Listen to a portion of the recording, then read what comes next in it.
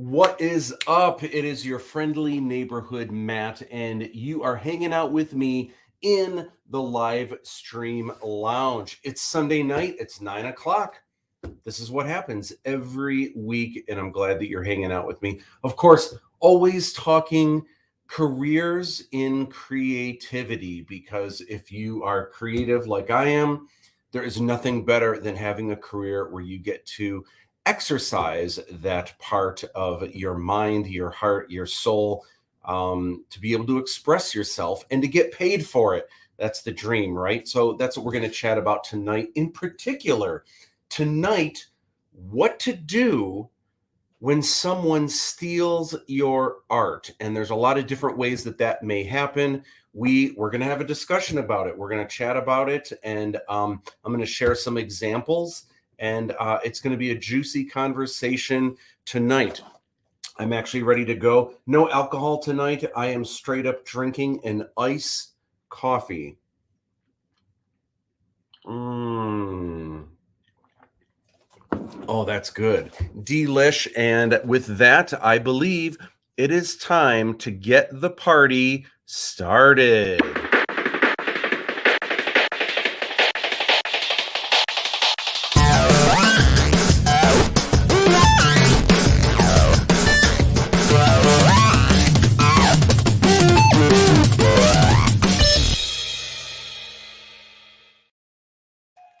Woohoo! All right, Sunday night, 9 p.m. This is the place to be. Lots that we're going to chat about tonight, but real quick, we're just going to dive right in. I've got some housekeeping to take care of. So, of course, we're watching the live stream lounge. You guys are hanging out in it. So I've got thank you videos from the Aladdin 3477 Kickstarter. I've slowly been adding them, about one a week. So you can check those out on the Aladdin 3477 YouTube page. Right now, a lot of you are probably watching this on my YouTube channel, the Matt Bush channel, which is kind of everything that I do, but there is a specific Aladdin 3477 YouTube channel. If you're not already subscribed to it, there is some exclusive content that goes there, including these thank you videos. Draw this in your style for Aladdin 3477 is always happening. Anytime you guys are in the mood to draw one of the characters, oh my gosh, please, yes, and thank you. Tag me. I absolutely am thrilled to see anyone drawing my characters from my world. I just think it's the coolest thing. And we had a Fidgy Draw This in Your Style contest. We're going to be doing more. We've got another one coming up in a few weeks with another character from Aladdin 3477 that I cannot wait to see. It's convention season right now. So if anyone is doing any Aladdin 3477 cosplay, again, please, yes, and thank you. And please be sure to tag me in Aladdin 3477 across all of your socials so I can share it. That is just the coolest thing. Can't wait. Last Tuesday on my YouTube channel, I released a new video. It's kind of a recycled video. It's recycled content. There's a term for that where that's kind of the hot new trend in media content, which is taking larger content that you have and breaking it down into bite-sized chunks that you're sharing it. I don't know that I don't know if that's my thing 100%, but we had this awesome 24-hour live stream lounge, and I had 13 different special guests. It was a crazy 24 hours. So my buddy Mike Heston was cool enough to take a lot of these segments and to break them down into single videos that you might have missed. So I shared the interview with the princess last Tuesday, Christy Perovsky, who portrays the princess. It was a grand old time. So if you haven't seen that, you can check that out on my channel. Also, recently, I shared a video on how to build the Hong Kong Trooper minifig. And this is important for those of you. There's still more swag boxes that are going out. So this one's kind of confusing because there's all these extra armor pieces that are really cool that go on the Hong Kong Trooper. So if you don't know how to put it together, this video will help you. Definitely check it out. All right. And then last but not least, I wanted to kind of give a shout out to my home away from home, which is Macomb College. And this semester, I am finally back in the classroom, and it's a hybrid situation where some of my classes are still remote, but the majority of my classes are now hybrid, where half of the classes are actually on ground in person, and half of the days are remote, where you get to work from the comfort of your own home. To me, this is the best of both worlds. I think there are some really cool things that I have discovered from working at home. And obviously, it's a comfort thing. You don't have to drive in. You don't have to, I mean, you could just throw on some sweatpants and slippers, right? And just get right to work, which is cool. But there are some things that are super helpful when you are in person on ground as well. And this is the best of both worlds. So I'm really excited about that. If you are interested in taking classes this fall, classes start, I believe, exactly 4 weeks from tomorrow. So now is the time to register for fall.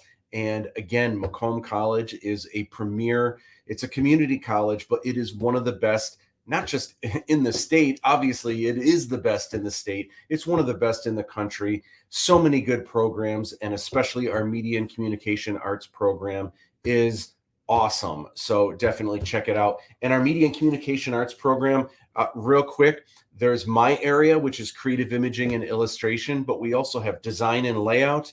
We've got 3D animation. We've got motion design, which is essentially 2D animation, but they also do really cool kinetic type and just all kinds of really cool things with that.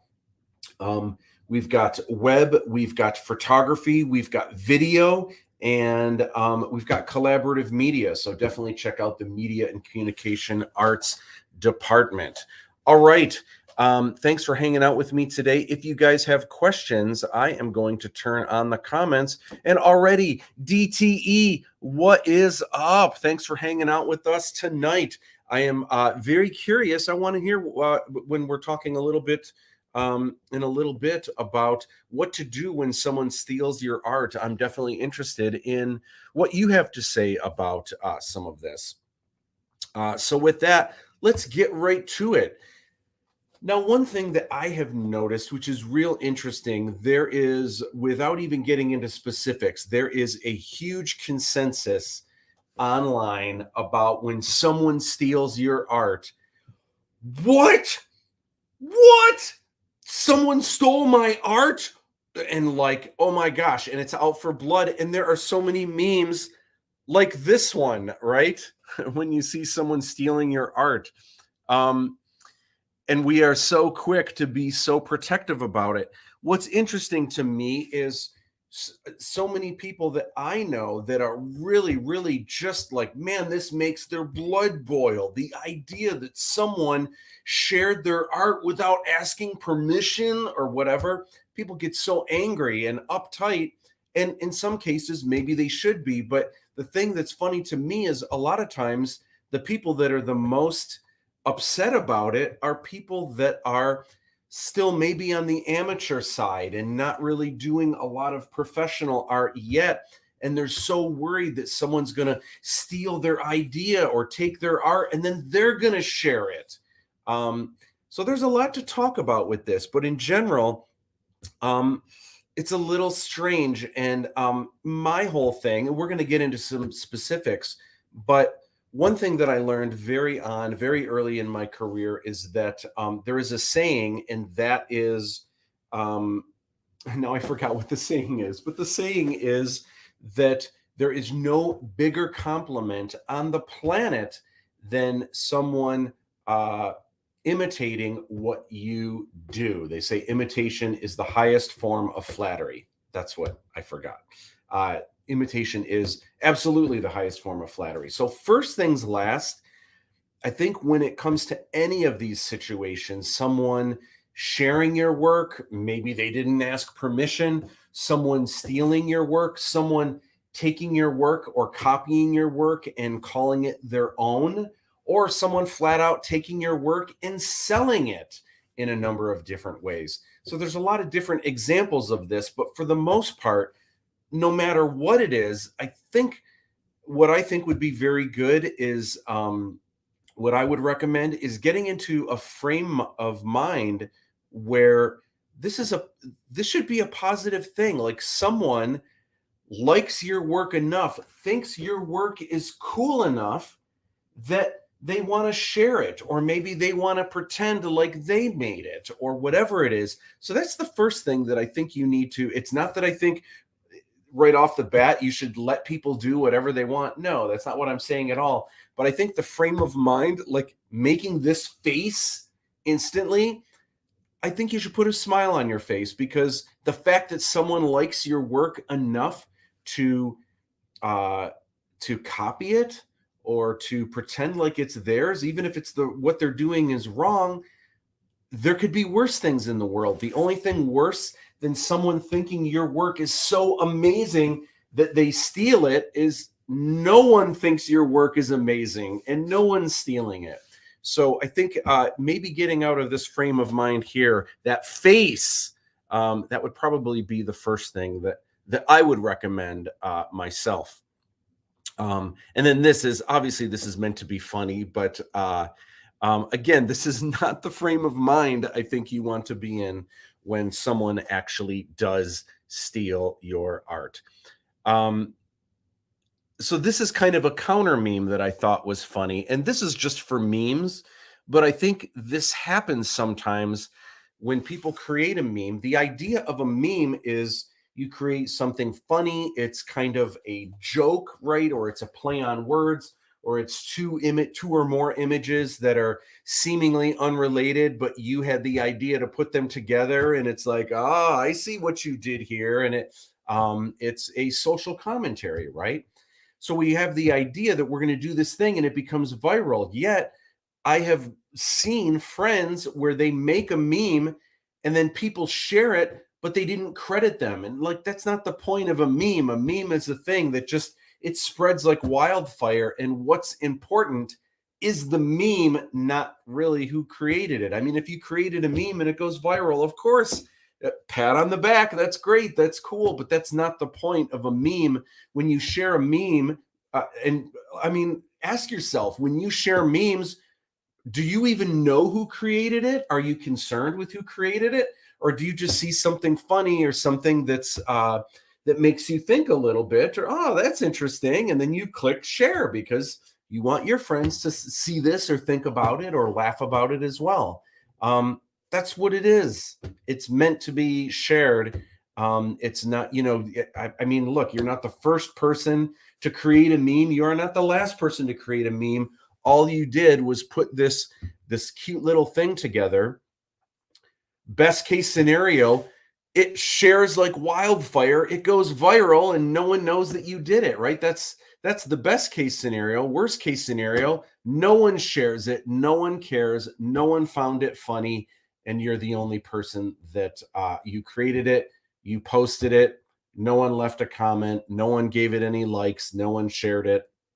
It lived and died right there on your page, right? Which one are you hoping for? Which one would you rather have?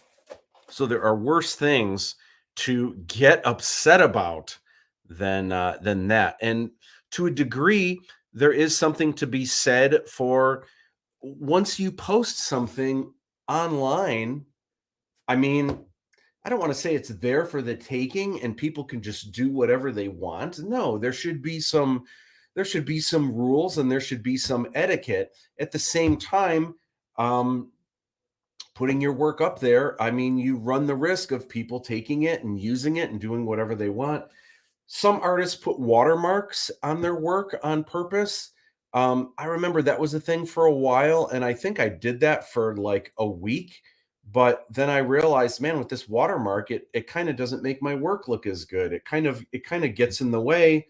And this was when the internet was still kind of fresh and we weren't sure exactly how things were going to be policed.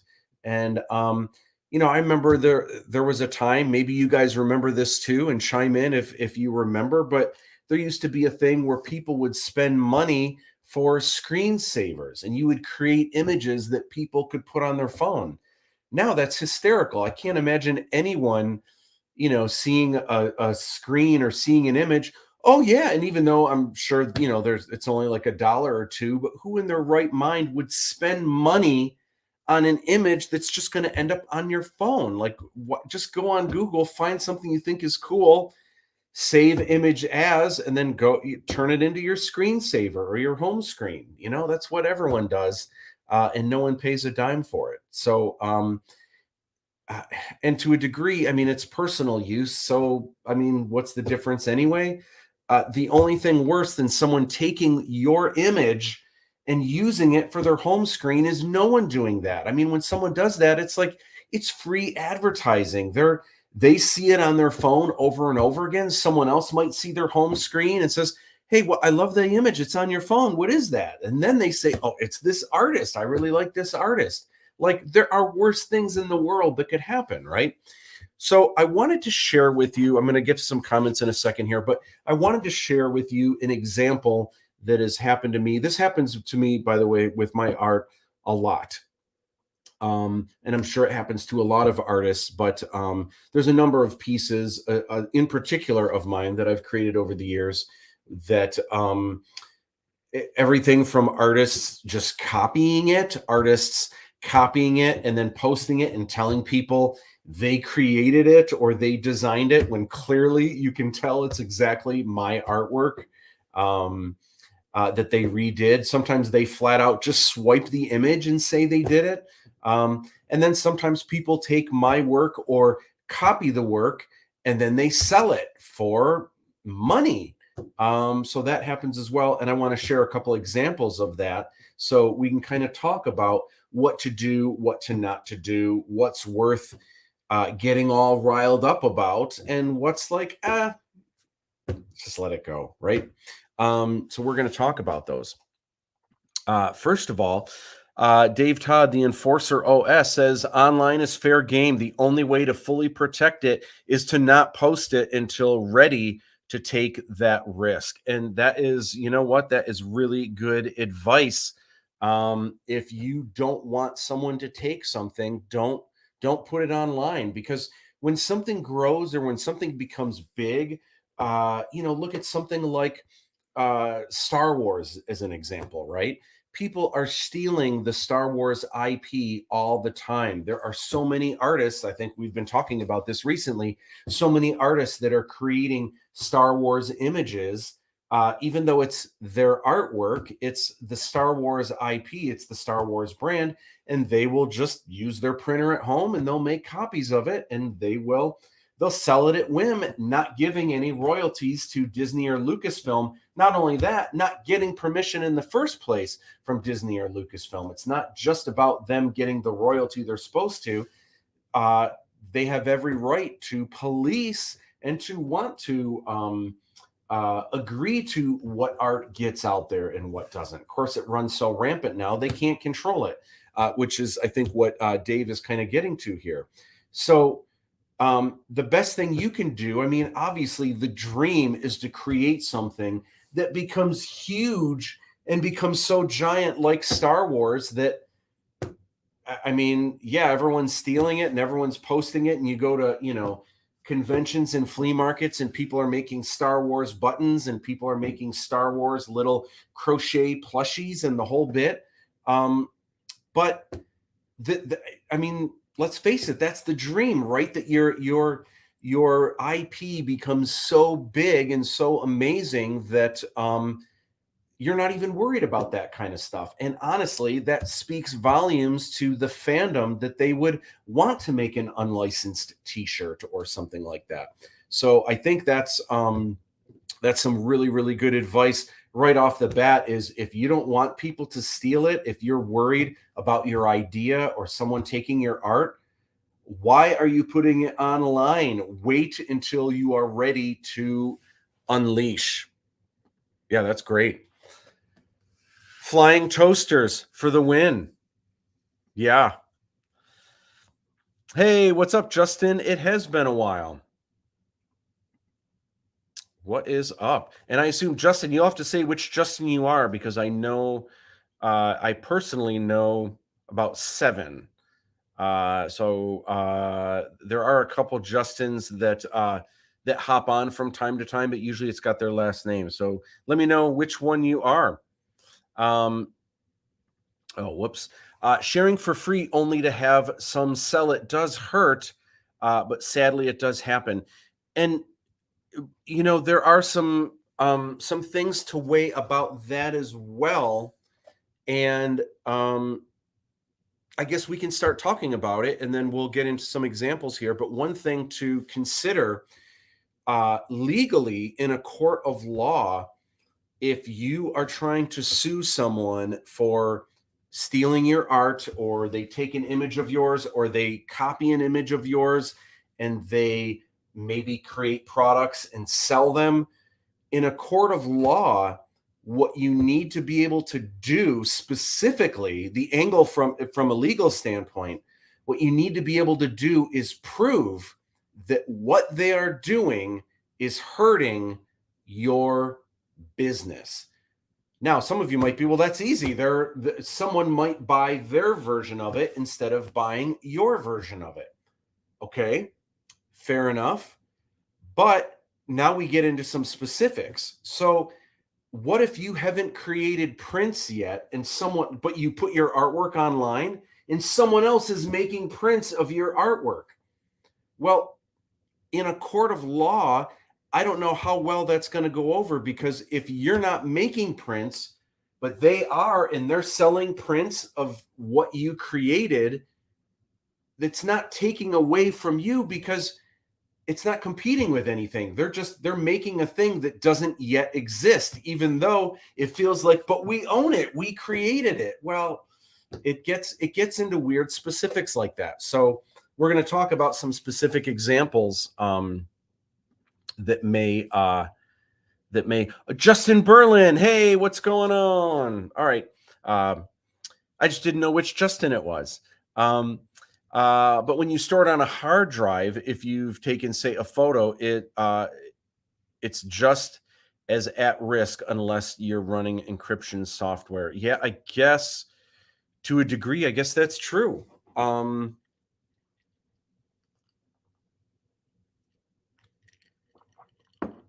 That is true.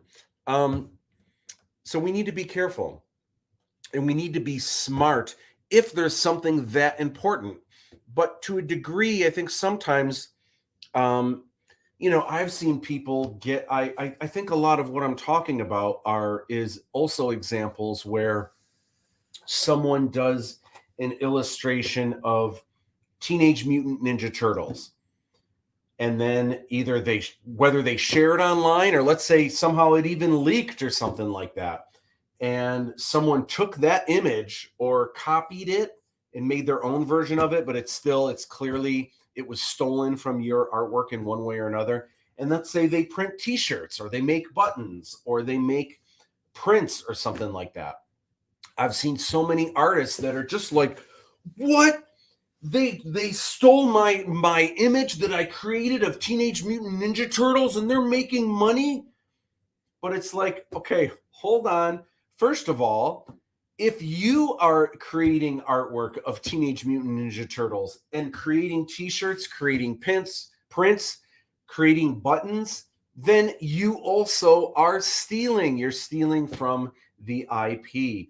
So to say that someone's stealing it from you, I mean, they're kind of stealing your artwork, and I can see where it would be upsetting, but you don't own Teenage Mutant Ninja Turtles in the first place. So it's a little weird sometimes seeing people get so upset, because there's kind of a hierarchy here that I think people need to consider.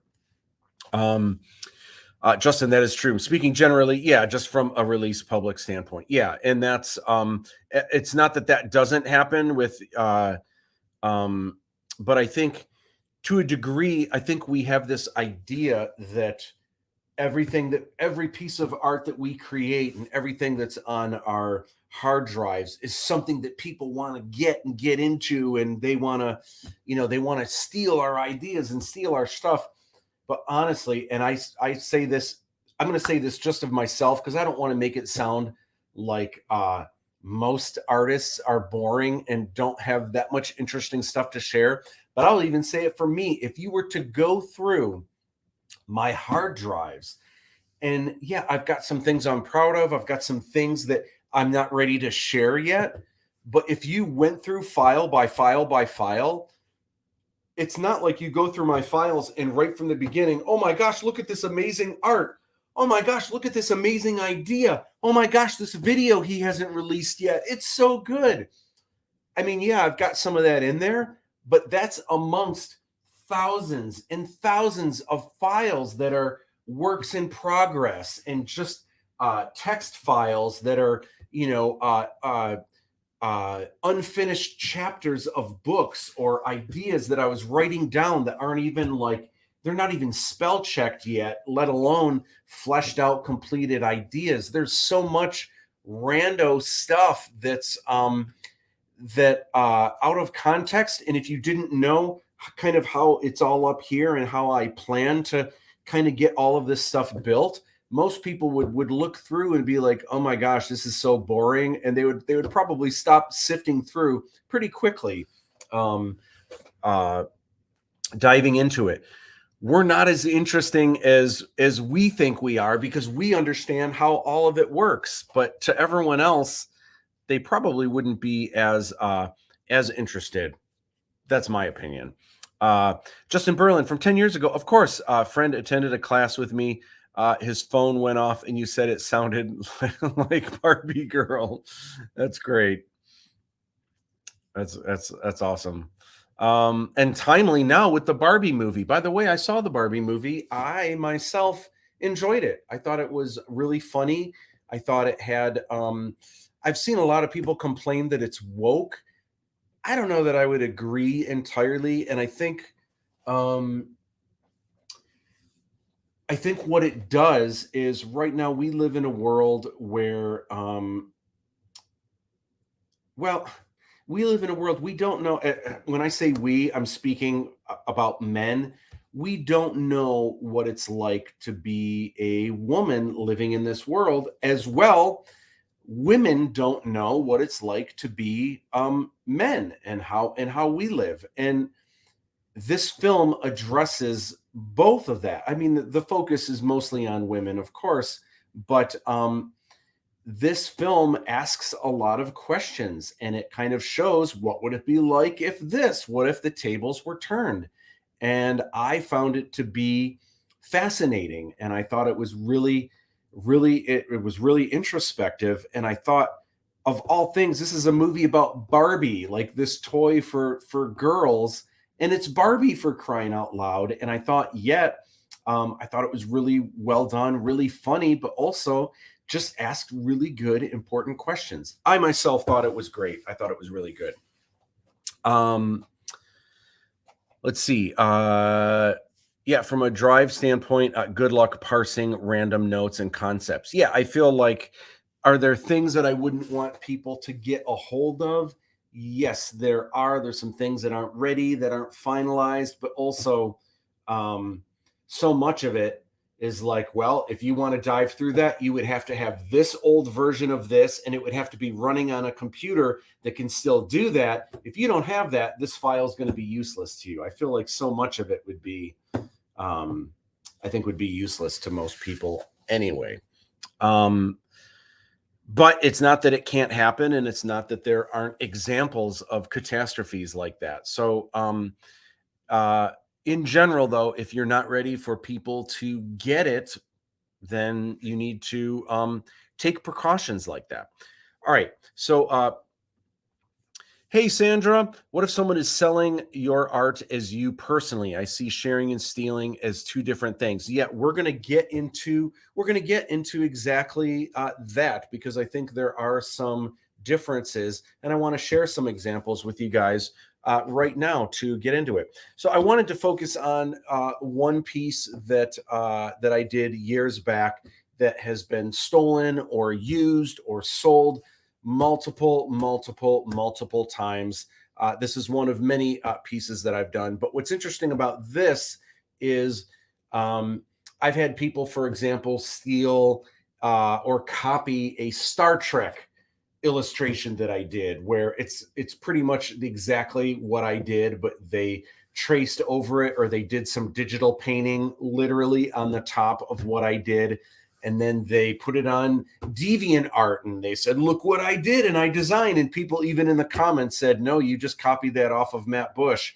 And then they responded, no, I didn't. I don't know who that is, but I created this myself. And just, I mean, it's clearly mine. You can, there are pieces of it that you can see are still my painting. So it happens. What's interesting about this is now I don't own Marilyn Monroe, but this is a kind of, this was the cover for the Hollywood is Dead project. Both the project itself, but also the hardcover coffee table art book.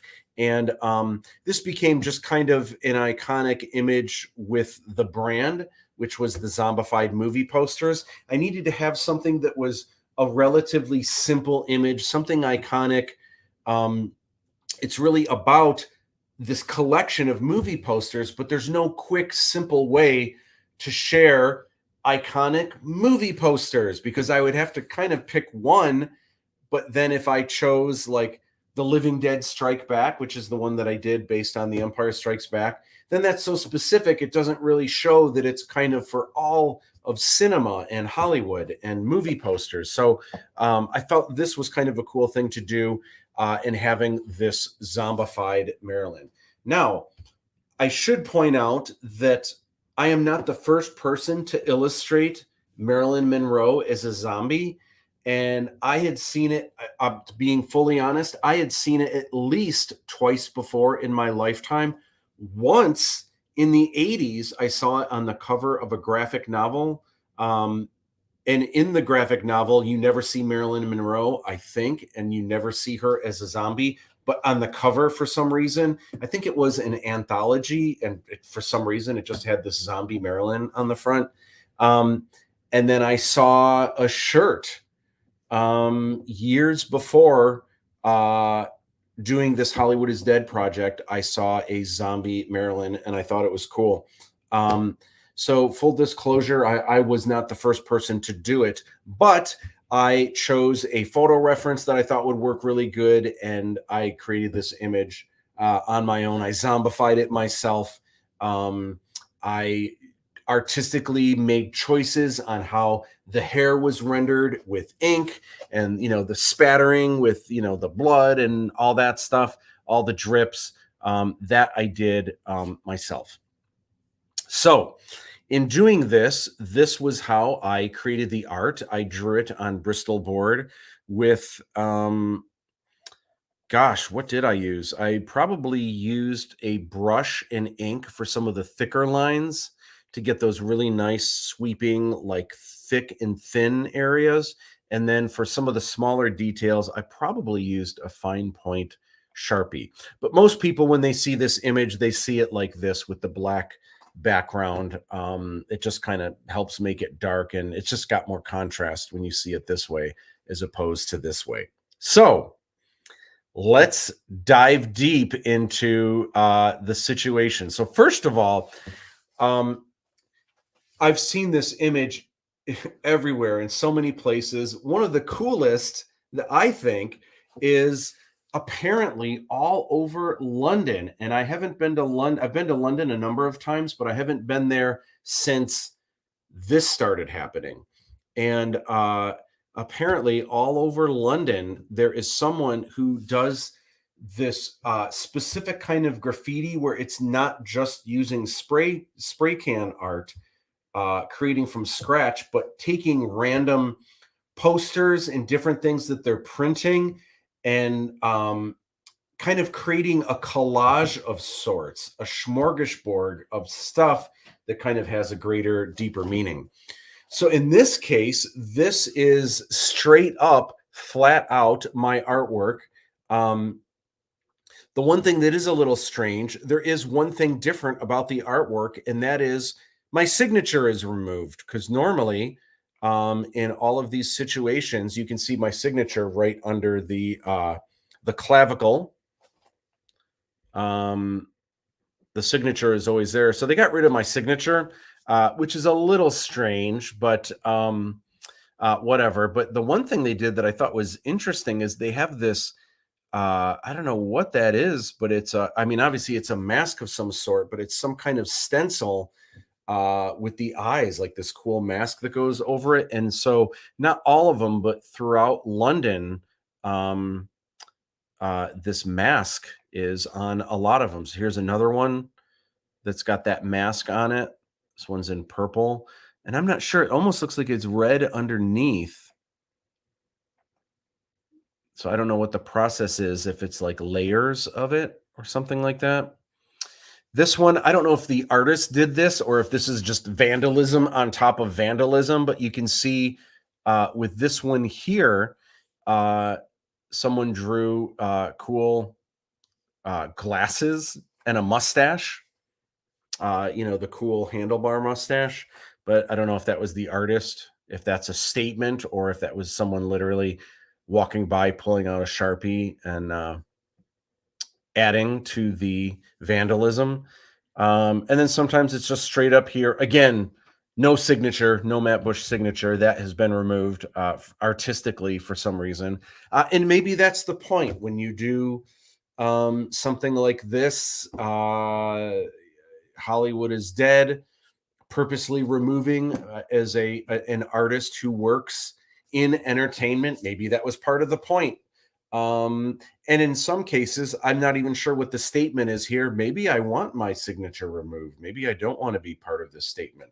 I don't really know. But I have to admit, I'm kind of honored. Like, this is Hollywood is Dead. This artwork is all over London. That's kind of cool. I'm okay with that. And the other thing that's interesting about this is there's no money. There's no transaction of money. I'm not losing anything here. All this is, I've had numerous people that have either visited London or who live in London that constantly are shooting me messages on Instagram or tagging me and, Matt, oh my gosh, I saw your Hollywood is Dead, Zombie Maryland, right next to the subway or whatever. So this is kind of cool. Honestly, I think this is neato torpedo myself. How can I be upset with that? So then there are examples of people where they take exactly what I've done and they have just copied it. Now, again, before I can, pull out the John Goodman pistol or whatever, a couple things to consider. Just because you find something online where someone has copied your art, even if they've traced it verbatim, this is how we learn. And I think a lot of times we see something posted on DeviantArt, and we assume it's someone that's 28 years old and they're breaking into the business and they're showing people, this is what I can do. That might be the case. But chances are, so much of what you see online is probably kids learning how to draw. And even if they're saying, look what I did, look what I created. I mean, listen, the chances are it's this 14-year-old kid from Malaysia. So before you demonize this altogether, I think we need to kind of put this in perspective. And I think a lot of what we need to do is just get some more communication about what's happening. So in a lot of these examples, to be honest, I don't really know. This, I don't remember where I found this. And there are so many more. These are not all the examples, by the way. This was literally today when I decided this was going to be the topic. This was just a quick Google search, and this was just some of what came up real quick. But this is line for line, blood spatter for blood spatter. It is a pretty good, that's a pretty good copy of the Zombie Maryland that I did. Yeah, if I were to critique it, I would say, you know what, this looks good, but in Photoshop or in your phone, anywhere, in any digital kind of program, you need to bump up that contrast so that the black just goes straight black and the white goes straight white, and that red will pop a lot more as well.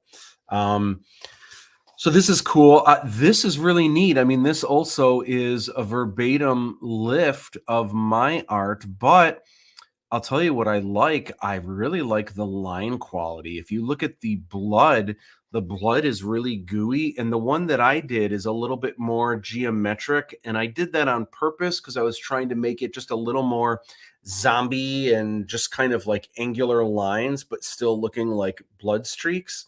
But this is definitely kind of got the gooey drips. And it's cool. It's neat.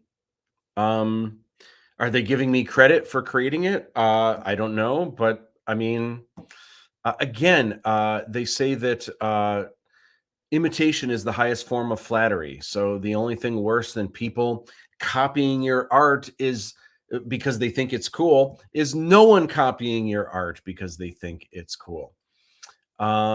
Here, this I found this on Deviant Art today. This is someone where they even the logo again. My signature is completely gone, but I guess that would be weird also if they copied it verbatim and copied the signature. I guess I don't know. And let me also be straight up and say this. I have a class, for example.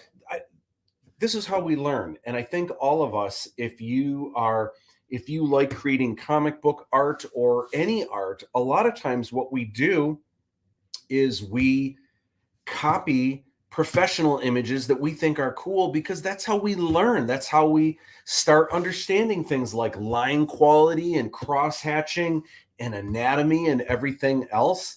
That is, I mean, I'm going to be honest, that's a great way to learn. That's not the only thing you should do, but it's a good way is to study the work of artists that you admire. So one of the things that I do, for example, in my Figure Illustration 2 class, in addition to everything else that we do, one of the homework things that we have through the semester is we have 4 ink illustrations that we are doing. And the very first one, all they have to do, and everything's got to get approved by me so that there's a level of quality there. But the first one that they do is they are taking a line art piece of artwork that's pen and ink is what they call it, but just straight up black and white. It's got to have good line quality and connecting edges. It could be a comic book cover. It could potentially be like a fashion illustration or a book illustration or something like that. But it's got to be something good that's got the line art and the cross hatching and everything.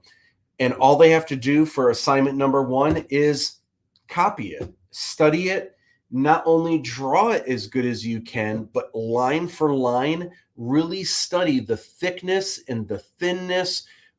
I guess there was a good example right before here. Like if you look at some of the thicks and thins, there's some really cool things. I mean, also they studied what I did, so that's cool. But there's some really good examples here of line quality for sure.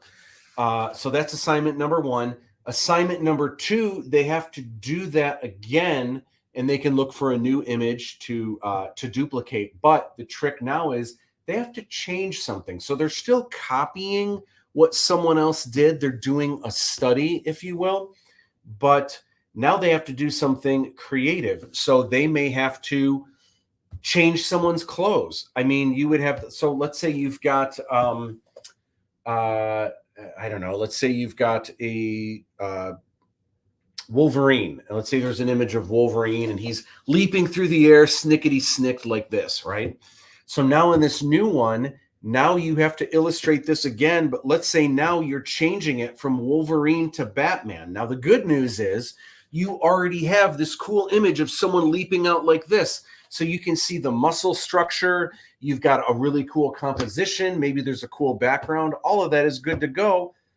But you've got some major challenges now because Wolverine's costume, or depending on which one you're doing, is not the same as Batman's. There are some major differences that you're going to have to address.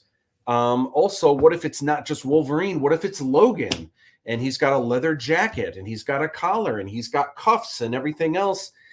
It's not as easy as you might think to just It's not just changing the color of the costume. There are some differences in textures and the way the costume is cut, the way that it fits. So that's a challenge.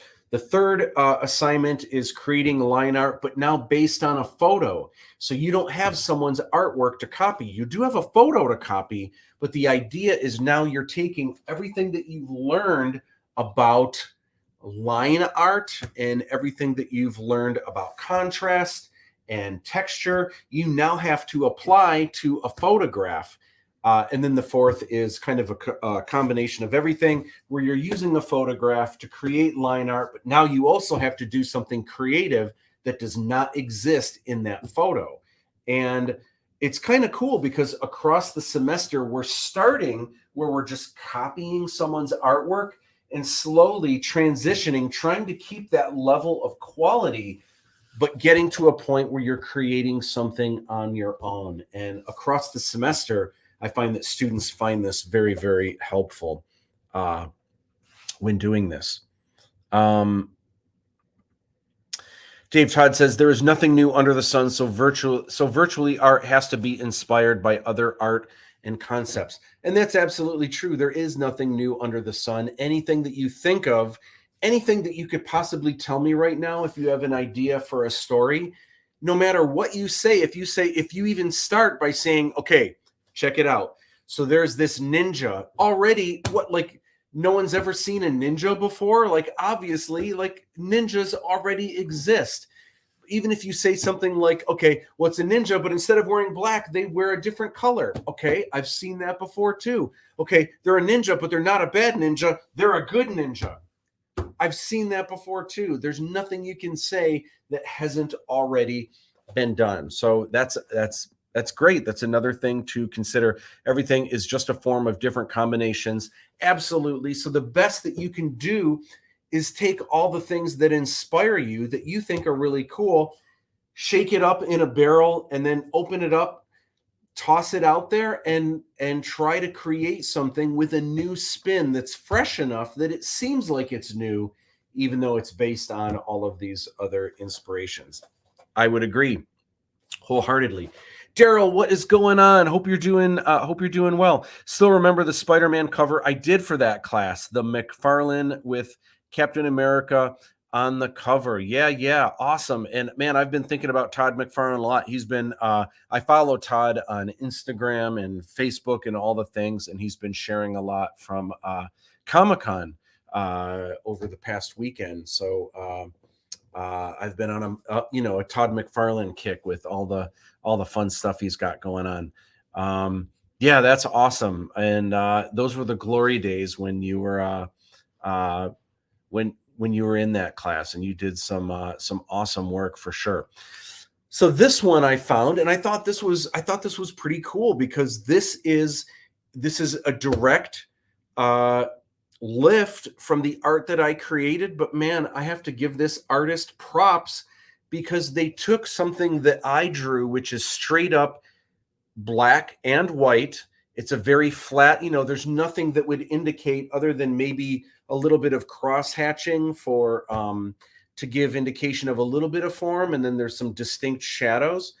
But here, my gosh, they added the highlights, they added subtle form shadow, which you don't see at all, and they recreated what I drew, and they did it in 3D with color, which is really cool. So man, I have to give this artist props. That's really cool. Now, again, it's still copying. So, and I don't know what the intent was here. I don't know if this is something, this could be a thing for school where maybe they had a similar assignment, maybe to take someone's line art and then they have to make it full color, adding in form shadow and everything else. I'm not sure what the, how this piece came to be, and what it is exactly, but at the very least, I can say, wow, that they did a really good job, and they did a really good job kind of bringing something new to the table that wasn't in the art that I created. Doing great. That's so good to hear. Can't wait to final visit everyone at Macomb. And yeah, I can't wait with the new building and everything. You'll definitely have to stop by and hang out. Let me know when you're going to be there. I will be there on most Mondays and Wednesdays this semester. Yeah, it was great. It's a great time. Okay, so we have new territory to get into with stealing people's art. Look at this. They stole my art. But the new thing now is things like Redbubble. Okay. So here, for example, someone is taking my Hollywood is Dead. By the way, they left my signature on there. So thank you for that. And they are creating Hollywood is Dead poster replica magnets. And they're selling them on Amazon.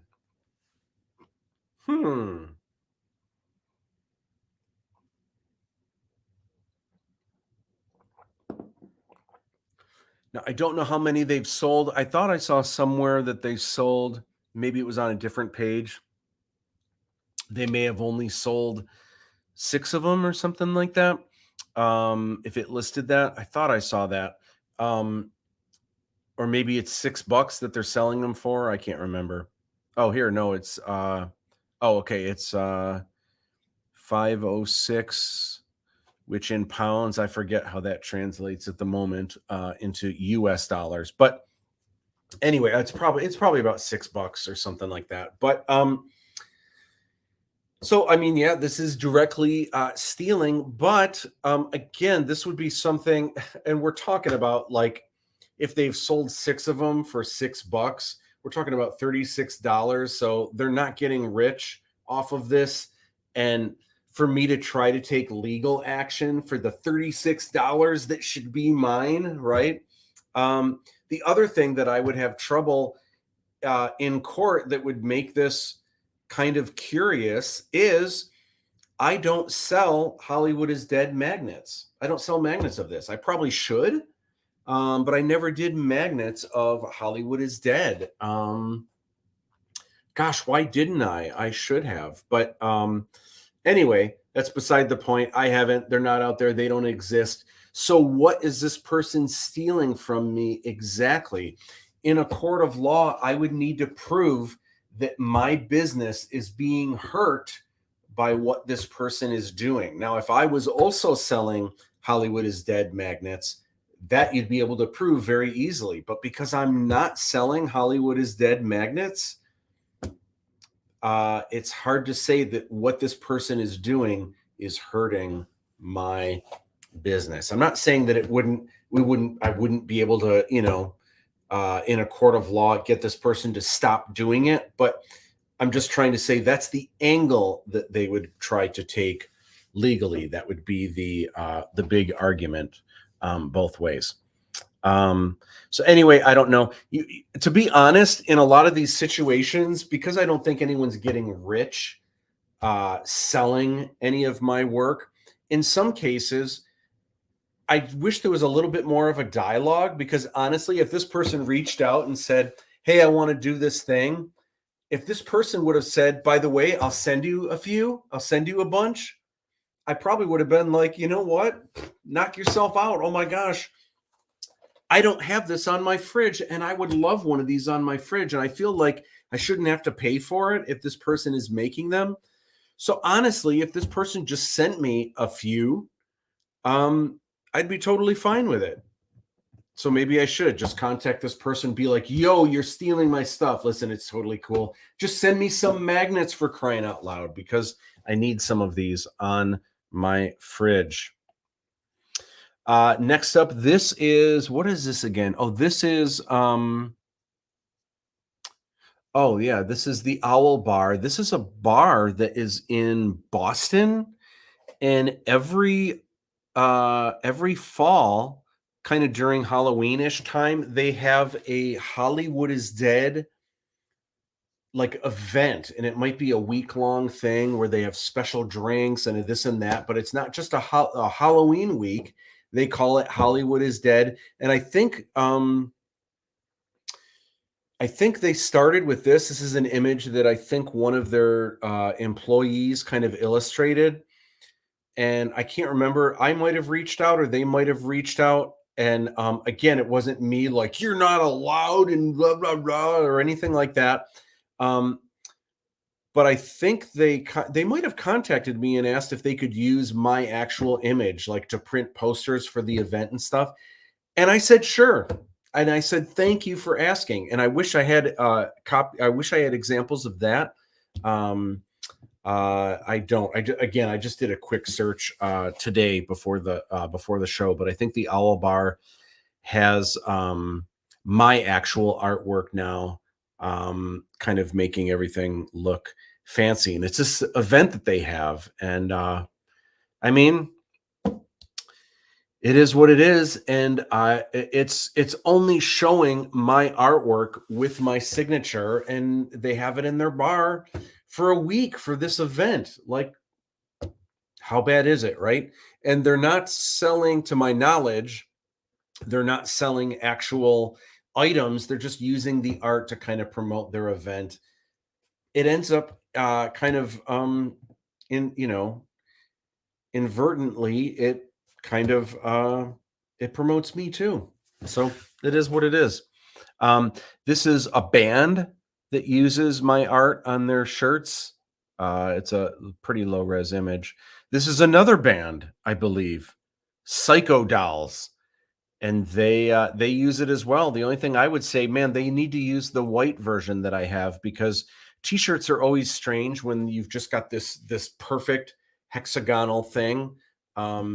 Usually there needs to be kind of a cool shape or a border that isn't so like perfectly iron-on rectangle. So the white one would have looked better.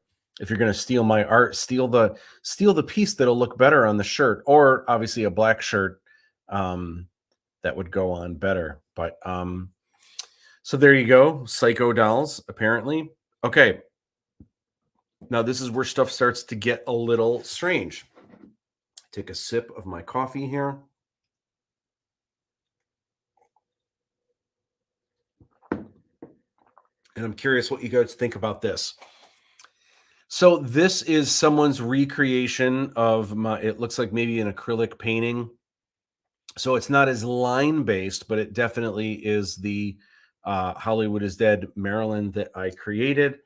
And so they created it as this painting, right? Well, they've gone on a number of those sites like Redbubble and T Fury and all those places where you can upload your artwork, and then you don't even have to do anything else. You can create all of these items. You can select which ones, coffee mugs, the whole bit, and then it's all print on demand. So there's no overhead. Literally, they are only printing what people order, and then they ship them directly to the customer. So this is a very cost-effective way to get your work out there. The thing that's kind of troubling, though, is a lot of times the quality isn't as much as you hope for. So they may make, for example, coffee mugs, but then as soon as you put that coffee mug in a washing machine, it may bleed out, and the image might not only disappear, it might, like, the colors might run and get all funky. I've had t-shirts, even that I've ordered, like stuff that I thought was really cool. And then I order the t-shirt and then I get it, but there's like a printing where I can feel the print goes to a rectangle, even though the color closely matches the color of the shirt. There's just some weirdness there where, like, I flat out won't wear the shirt, just because it's got this weird, like, really cheap printing. Or sometimes the shirt just isn't comfortable. It's like a really thick, or sometimes really thin. There is such a thing in my book as too thin. A lot of people really like the thin, really comfortable feeling shirts, which I get, but there is such a thing as too thin as well. Anyway, also, you're not making as much money when you do the print on demand, because the company is taking most of that. They're also doing most of the work, right? So rightly so. Anyway, so with this image, this person is making all kinds of crazy stuff, including this mini skirt, which is kind of cool. I don't know. How mad should I be? I don't know. Product features, 21 reviews. I don't know.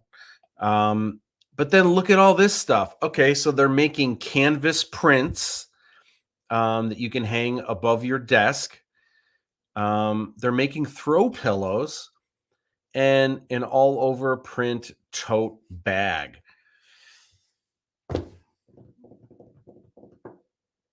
Gosh, the thing is, I'm not making any of these items for Hollywood is Dead or with this image. So again, is it hurting my business? It is not. Does that mean it's okay and they should be doing this? No, they shouldn't. Again, this is a situation of I should be a little bit more upset than I am. And strangely, the biggest thing is I feel like, okay, dude or dudette, whoever is doing this, if you're going to do this, I need you to send me at least one of each of these items, and then it's okay. Because you know what? I would like to have a throw pillow. I kind of wish it was my art rather than this painting that's just kind of and it's okay. It's not I would probably prefer my art though. But either way, like that would be hysterical to have that throw pillow. I would have it right over there on the couch. Yeah, I don't know. This is where it gets weird. Okay. This is where it gets even weirder. And I'm curious what you guys think about this. All right. So this is, once again, this is my art. It's a direct lift. This one, though, is a little bit creative. The hair is exactly the same. All of the spots, like the weird, like bumps and like warts and different, kind of zombie, like even all of that is the same. There is one difference, and that is they added in these teeth, like this kind of jaw is kind of ripped off and kind of missing here underneath the cheekbone, and then you can kind of see the teeth wrapping around the other side in the skull. And I gotta say, that's pretty cool. That's a very nice, creative. They didn't take any other liberties. Everything else is directly as I illustrated it, like line for line. But they did that, and I gotta say that's actually pretty cool. So it's nice to see that they at least had some creativity with doing this. I also like the colors, like strange colors that I never would have chosen, but man, this has a really cool 70s vibe, and even the blood has kind of this hot pink look to it.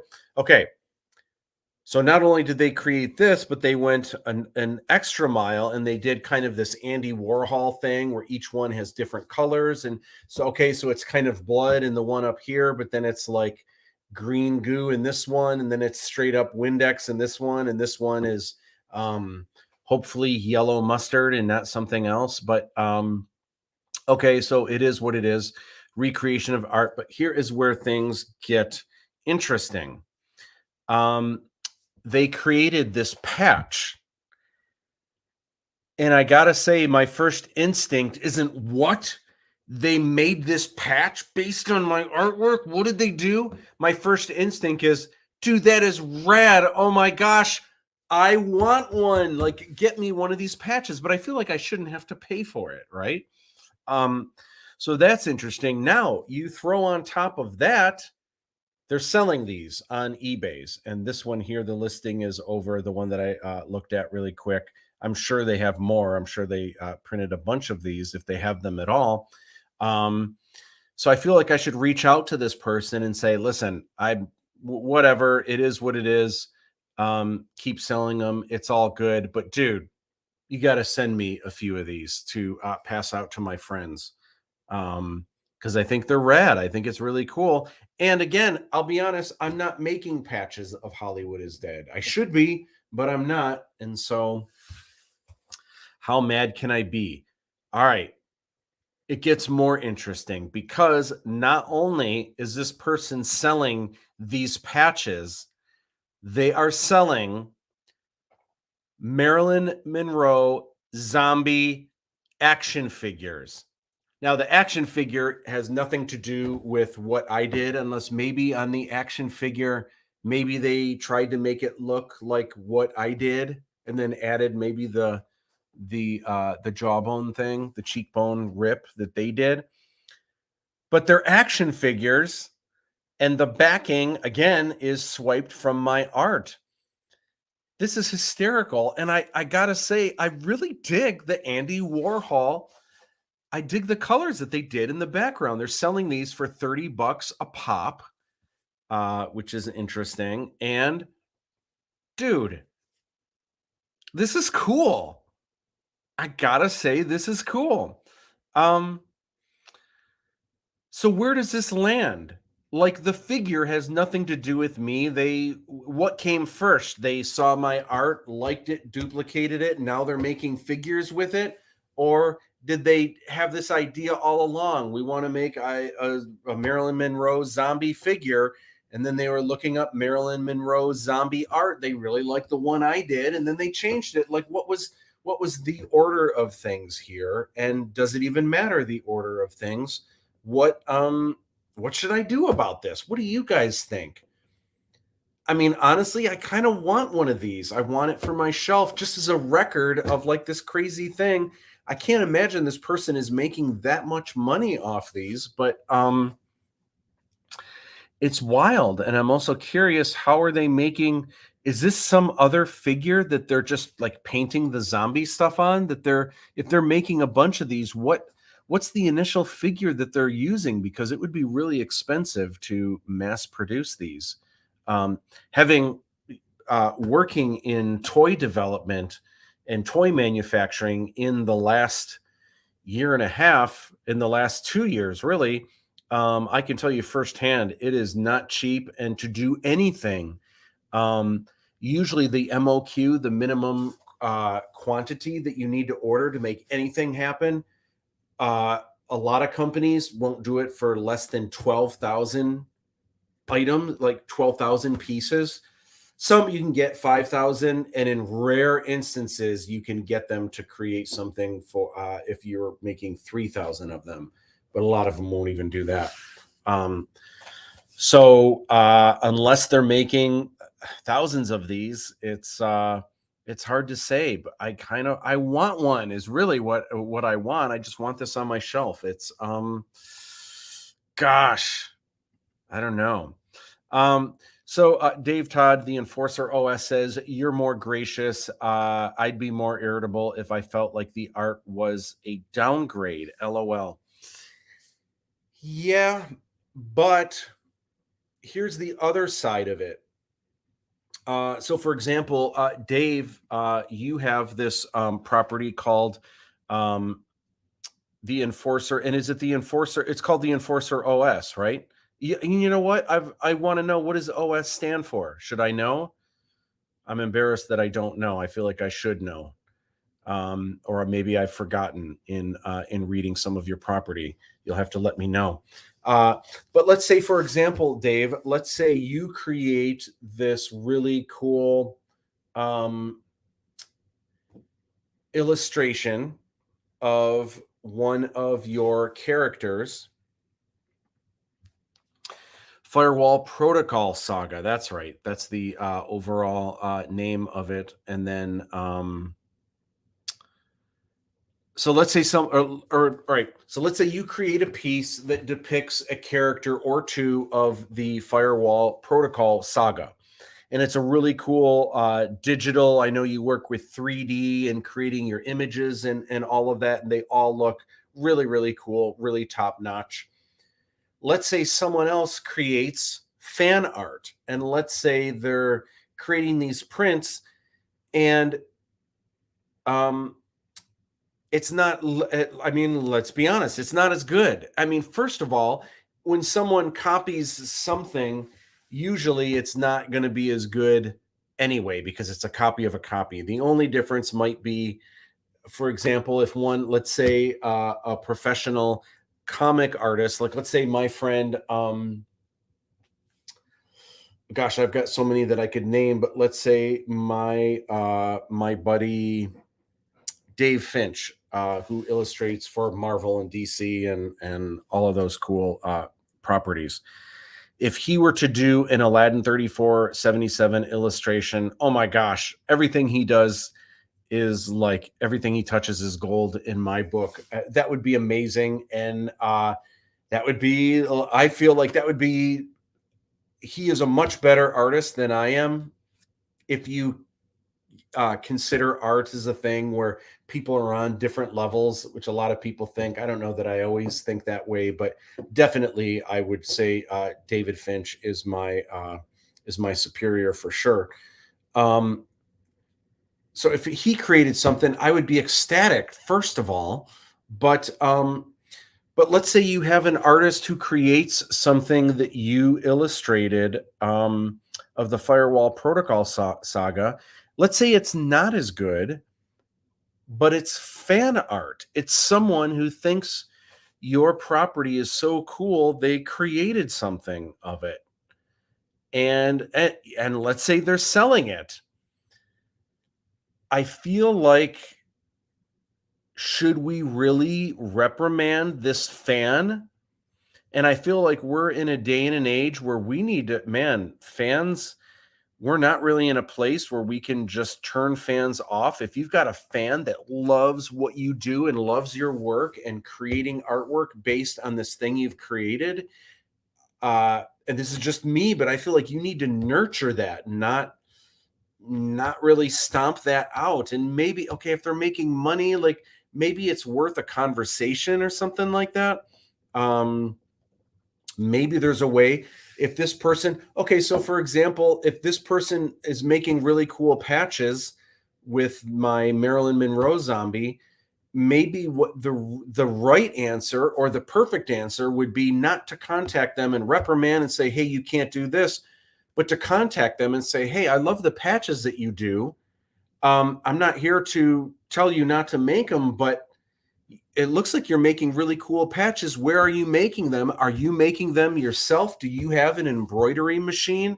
Can you make patches for me? Can we go into business together? Because obviously this is someone who admires your work.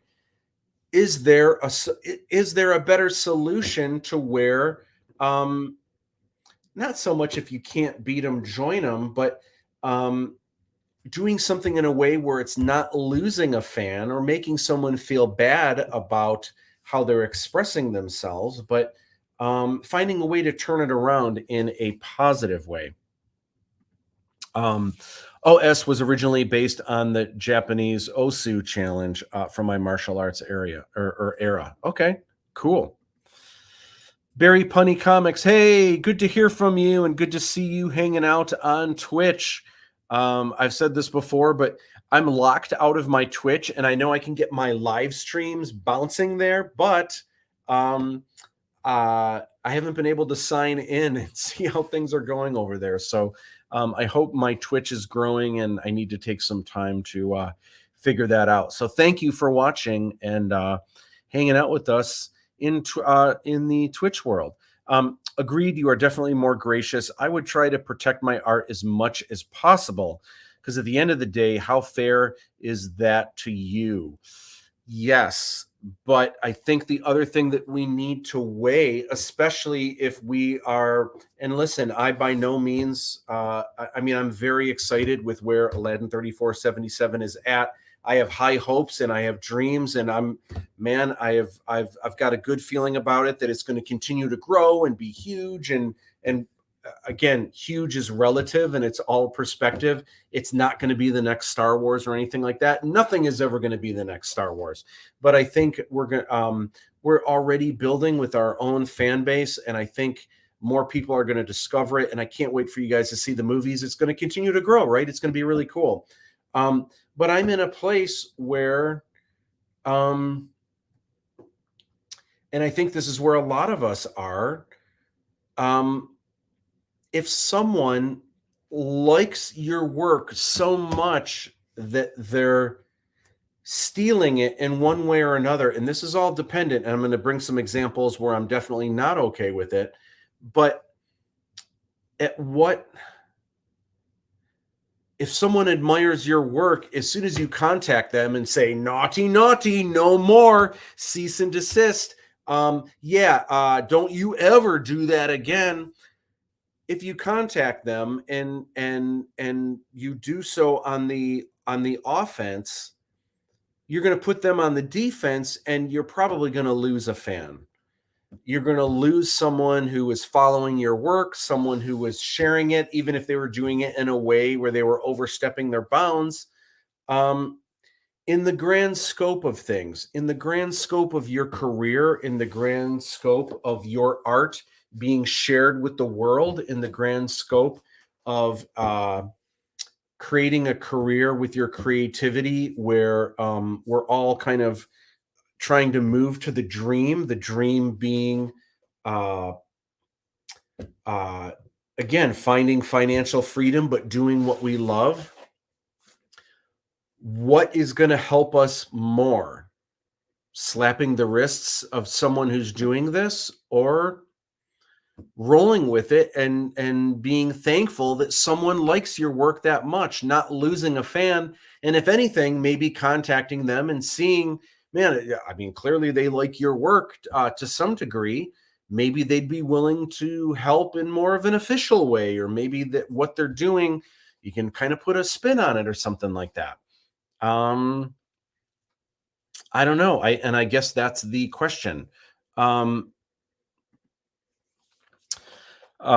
Todd, the Enforcer OS, says, I totally agree on fan art. That would be amazing. Perhaps my brain was thinking from an intentional knock standpoint. And yeah, and you might get that too. You might get someone taking your artwork, copying it, and then saying, look at this character I made. It's for my new story, my new thing. When it's like, no, this is my character from the Firewall Protocol saga. This is not yours. But again, imitation is the highest form of flattery. Even at that, someone's looking at your work and they think it's so cool. Maybe they're copying it, but the last thing you want to do is have someone not following your work and not studying it to a T. I don't know. And I guess it just depends, which, by the way, as soon as I'm going to get through a couple more comments here, and then I'm going to share a couple examples where I'm not cool with it. Knockoff. Gotcha. Knockoff standpoint. I guess where I would draw the line is them making money from your art. So I agree with you, even contacting them to possibly work together or let them know that is probably helpful. Yeah, I would agree with that for sure. So here are some examples where I would not be okay with it. So when we're kind of what we're mostly talking about here, if you guys are watching along, we're probably thinking about art in the 2D sense, creating art that could be like a poster or a print or a book cover or some kind of flat piece of art. Now, artwork, there are examples. Sometimes we do a sketch in 5 minutes, or we do a caricature that we spent 10 minutes illustrating. And sometimes we do a painting that maybe it took you, a couple weeks. And I think the more time you spend on something, the more protective of your time and your energy and maybe the money investment that went into that you probably feel protective of. And for those reasons, an even more extreme example of that, which is definitely where I would cross the line, is I have 3 films that are coming out that I know once they get out there, I'm probably going to see a fair amount of pirating going on. I'm probably going to see, there's all those torrent things where you guys get your movies for free. I'm sure there's going to be someone who either gets the Blu-ray or somehow hacks into something, or maybe streaming. They have a way that they can watch it on whatever it's on, Amazon Prime, and they can duplicate it, and then they can upload it to YouTube, and then I'll probably have to try to get it taken down or whatever. And that's where things get really sticky, because that's not just a drawing that I did. That is a project that already I'm going on my 14th year of hard work from sun up to sundown. And to, I mean, look, for what someone is getting, spending, well, first of all, if when this comes out, if it's streaming and it happens to be on a platform you already have, and you'll be able to watch it for free, you're kind of getting something for free that is 14 years of work, not only my work, but everyone who has helped me on this in one way or another. There are a lot of people who have spent countless hours slaving away to make this project super, super cool.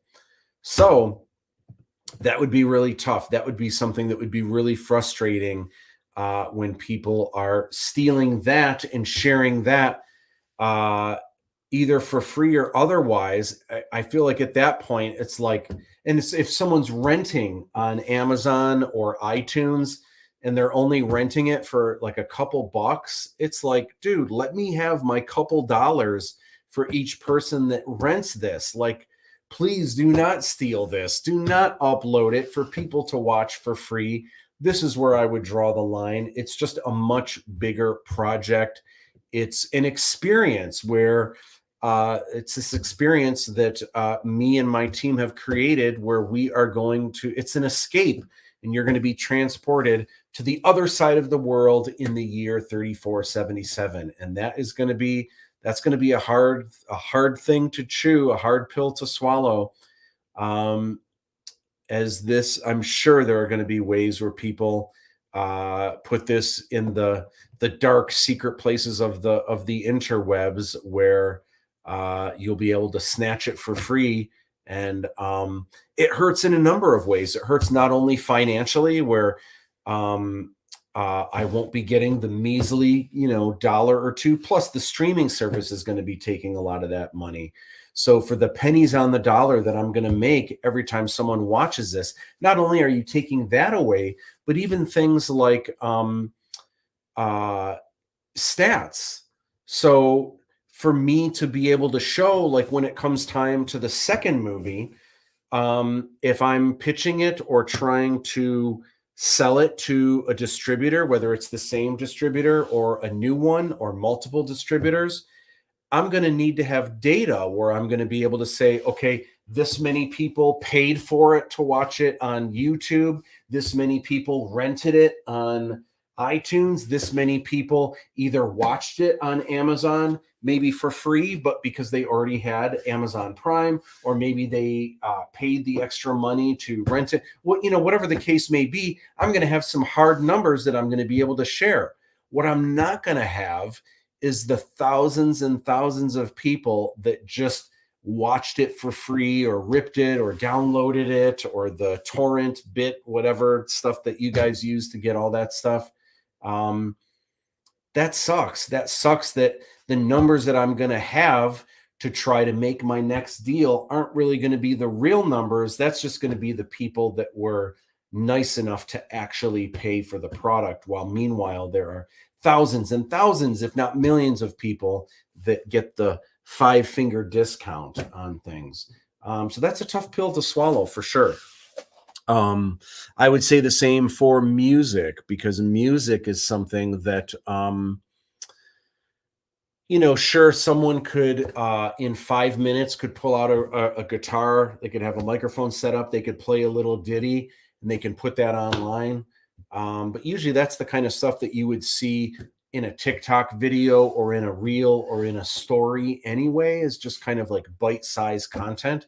But when you've got full songs that have, 32 layers of tracks that have been mastered and that are part of a collective album that people purchase, especially the album, when that album gets out there and people can download that and take that for free, that's tough. That's really difficult for the artists financially, but also they're not able to show what their real numbers are because of everyone getting the 5-finger discount. So it's that's tough.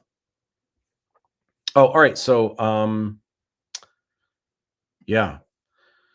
So man, it is what it is. But I think in general, here's another t-shirt here. I believe this is a band using the art. Again, my signature is no longer there.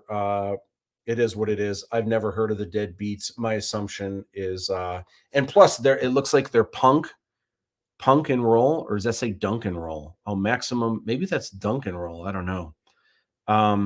Anyway, maybe that's the punk thing to do, is to remove the signature and swipe the art. That's what punk rock is, right? Why would you create something when you can steal it?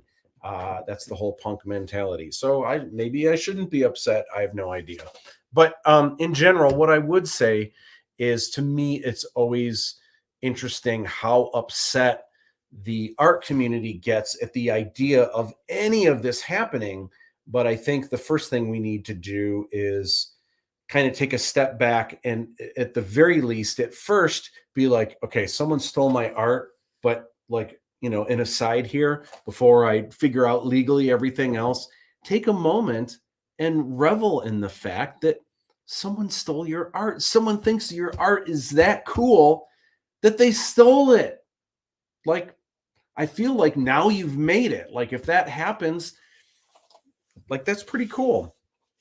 And I think that's a mindset that you want to do. Okay, with that,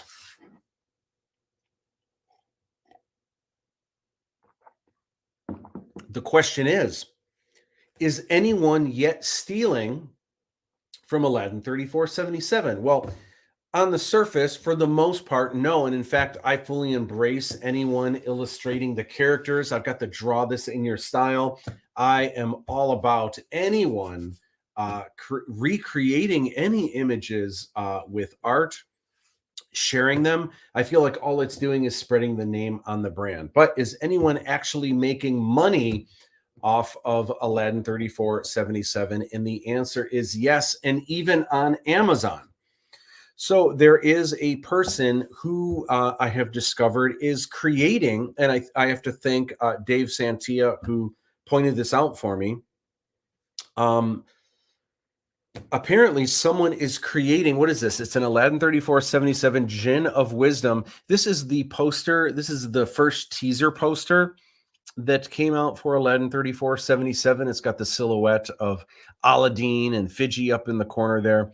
But this is a movie iron painting tin logo bar, garage, restaurant, cafe, home decoration, art poster, vintage metal tin logo. And it's 8 by 12 inches. They're selling these for $10 a pop. Now, again, I don't have anything on Amazon yet. I should. In fact, I should definitely try to get these official collector's editions on Amazon. I should be doing that. But this, again, the argument is I'm not making tins. And so how much are they actually stealing from me? Man, it's interesting. What I do know is, man, I would love to have one of these, just to have it, just to have this 8 by 12. And does it look cool? I mean, I like how the edges look like they're scraped. Like, what is the quality of this? Well, guess what? We are going to find out, because I ordered one. I ordered one from Amazon. Woohoo! And we are going to check it out right now. Here we go. All right. So this just came in a couple days ago. I was about to open it and I was like, you know what? I am going to save this for the lounge. All right, here we go. So it's in this bag, and it feels like styrofoam. It's in styrofoam, maybe protected well. It's only $10, so, and with Amazon shipping, I mean, the price is right.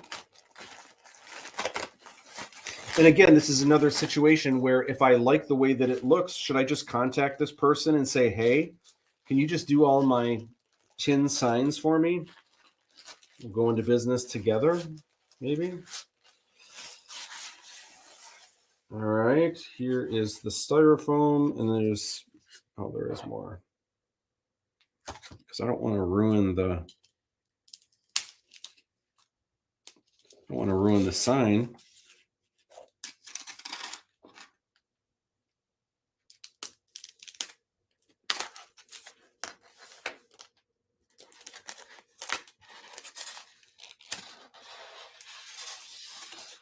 There it is. Okay, so it's wrapped in plastic for one thing, and then they did a good job. It's also attached to this, so they really did a good job protecting this so that it doesn't get dinged.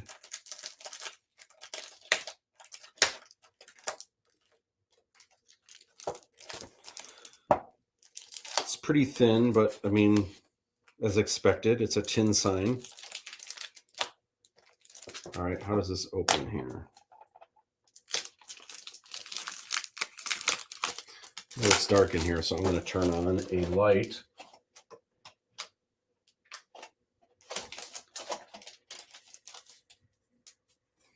And I'm wondering, where did they get this image? Like, maybe because I don't. Oh, I can tell by down here it wasn't a high res image because you can't read. If you look closely, it doesn't look horrible, but you can't actually read the names that well. But now I thought, did it come with? I thought on the website it showed.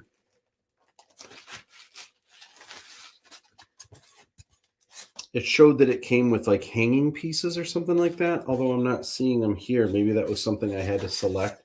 It's got these 4 holes. Gosh, I don't know. Part of me wishes they had a higher quality image, because it's a little bit fuzzy, because it was just a web, relatively low res image. Like they might have swiped it from. Oh, they probably swiped it from IMDb, but I mean, it's kind of cool. I mean, I'm glad I have one, but I don't know how many of these they sell. And I feel like if anyone really wants this, the one thing I'm upset about though is the quality. And I really want Aladdin 34. I really want Aladdin 3477 to be, if someone orders this from Amazon, I want them to get it and be like, oh man, this looks great. This looks so cool. And it does look cool, but it just, it's not as sharp. It doesn't have the detail that I would really want. Other than that, I mean, it's kind of cool. You know, the one thing that's weird, this distressing that you see around here, I thought it was going to be like a print, and then that was going to be actual metal distressing. It's a print. It's literally printed on the sign, that distressing. So yeah, it is what it is. Maybe this would look good in here, like if I hung that up right there. I don't know. Anyway, what do you guys think? Yay, nay? Would you order one? Should I go into business with this person? Cease and desist? I want your thoughts. All right. I do have some other stuff that I want to chat about, that I want to go over tonight. So let's dive into some of that. But yeah, these are on Amazon. Cray. All right, so next up, the unboxing, which is what we just did. I was going to pull up that slide real quick, just to give you a heads up on what is going on in the world of Aladdin 3477. Yeah, it's the backer kit, and it's funny. Last week, a bunch of you finally were like, hey, where's my swag box? And it was like, you never filled out the survey. So a bunch of those going out tomorrow. Actually, about 13 are going out tomorrow. And then I think I have some more that I'm waiting to hear back on, that I said, yeah, just let me know your shirt size and your Addy. And now I'm still waiting again. So stuff is happening soon, getting these boxes out to you guys. It's been awesome seeing all the swag. Again, I just want to say for anyone watching again, real quick, if you got your swag box and you didn't know, this really cool pen isn't just a pen, it lights up, but it only lights up every other time you click it in case you want to use it, but you don't want the light on. Okay, the sticker sheet. Also, I want to see where you guys are putting the stickers. The shirts are selling out really quick. So if there's one that you want to hit up the pre-sale store. So the Aladdin shirt, I believe what is sold out? The mediums are sold out, the larges are sold out, and the extra larges. So if you want any of those, they are gone.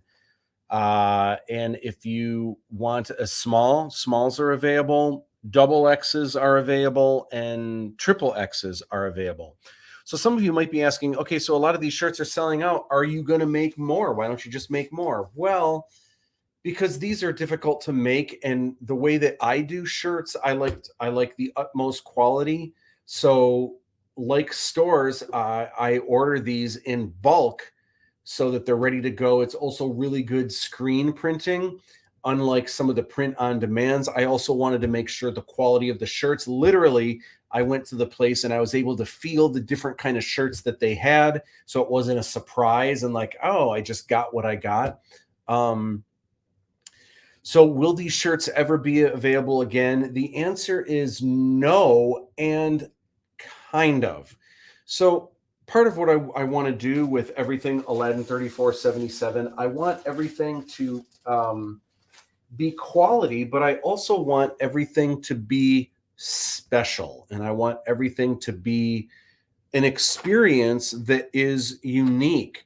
So I want you to know when you're ordering a certain book or if you're ordering a certain t-shirt, you are on the ground floor of this new thing and you guys have the original. So for example, this official collector's edition that you guys are, it seems like everyone's really jazzed about it and really likes it, which is awesome. Will there ever be reprints of this? Yes, once it sells out, and it's not close to selling out yet, one day it may in fact sell out. And when it does, will I release it again? I will, but I might not release it right away, which will kind of create a demand for the existing one. And if I release it again, I'm going to have maybe a new cover.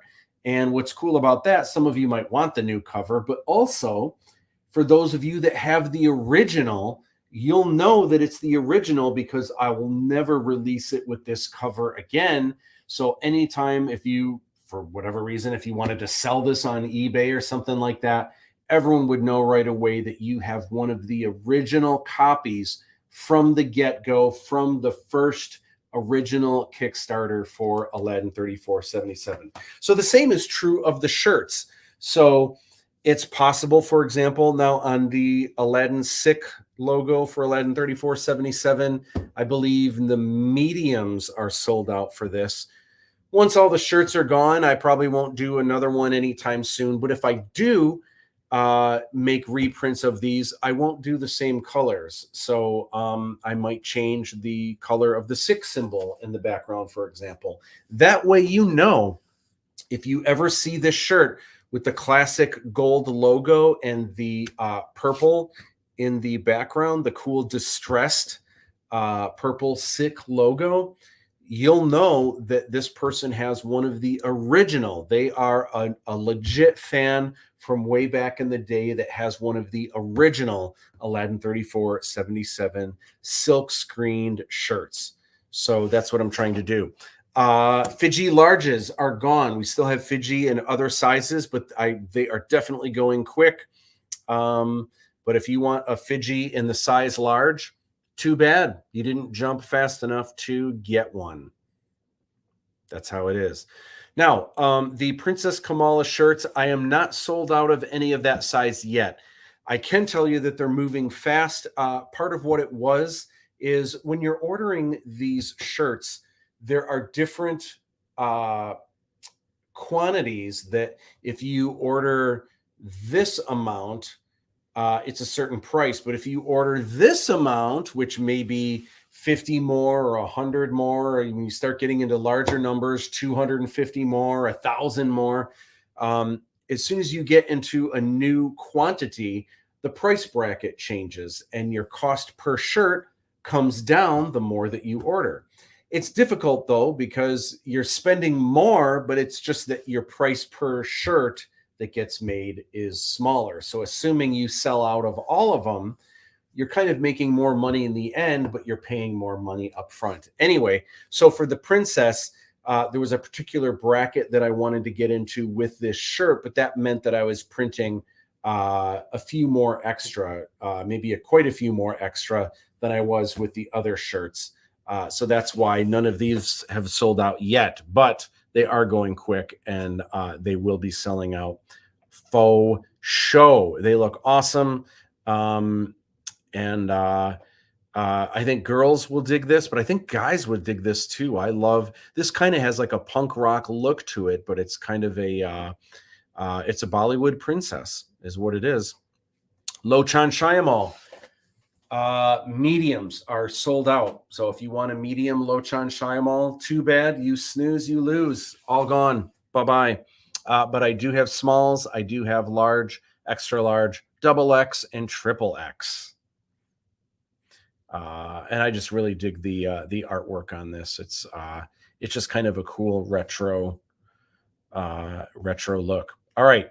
If you want any of these shirts or any of the items, they're all in the pre-sale store. Most of these items are shipping. Like if you order something now, I'm going to ship it to you now. There's only a few things that I'm not shipping yet, either because I don't have it yet or because that swag box that comes in hasn't come out yet. So, but in most cases, like the shirts, if you order something now, I will ship it to you within a week. So this is where you want to go. https:// Aladdin-3477.backerkit.com/hosted pre-orders. In case any of you are typing this in before I go to the next slide, tough call, promote versus enable. Yeah, that is the tough call. It's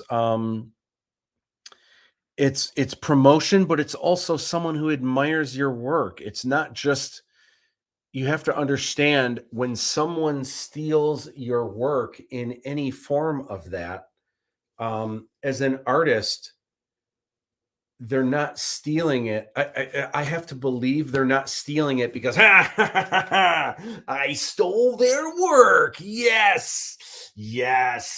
Just what I wanted to do, ruin their lives forever because I'm stealing their work. I don't think that's really the mindset. I think it would have to be, they think what you did is really cool, and maybe it's a little shady because they think they can make money from it, or whatever the case may be.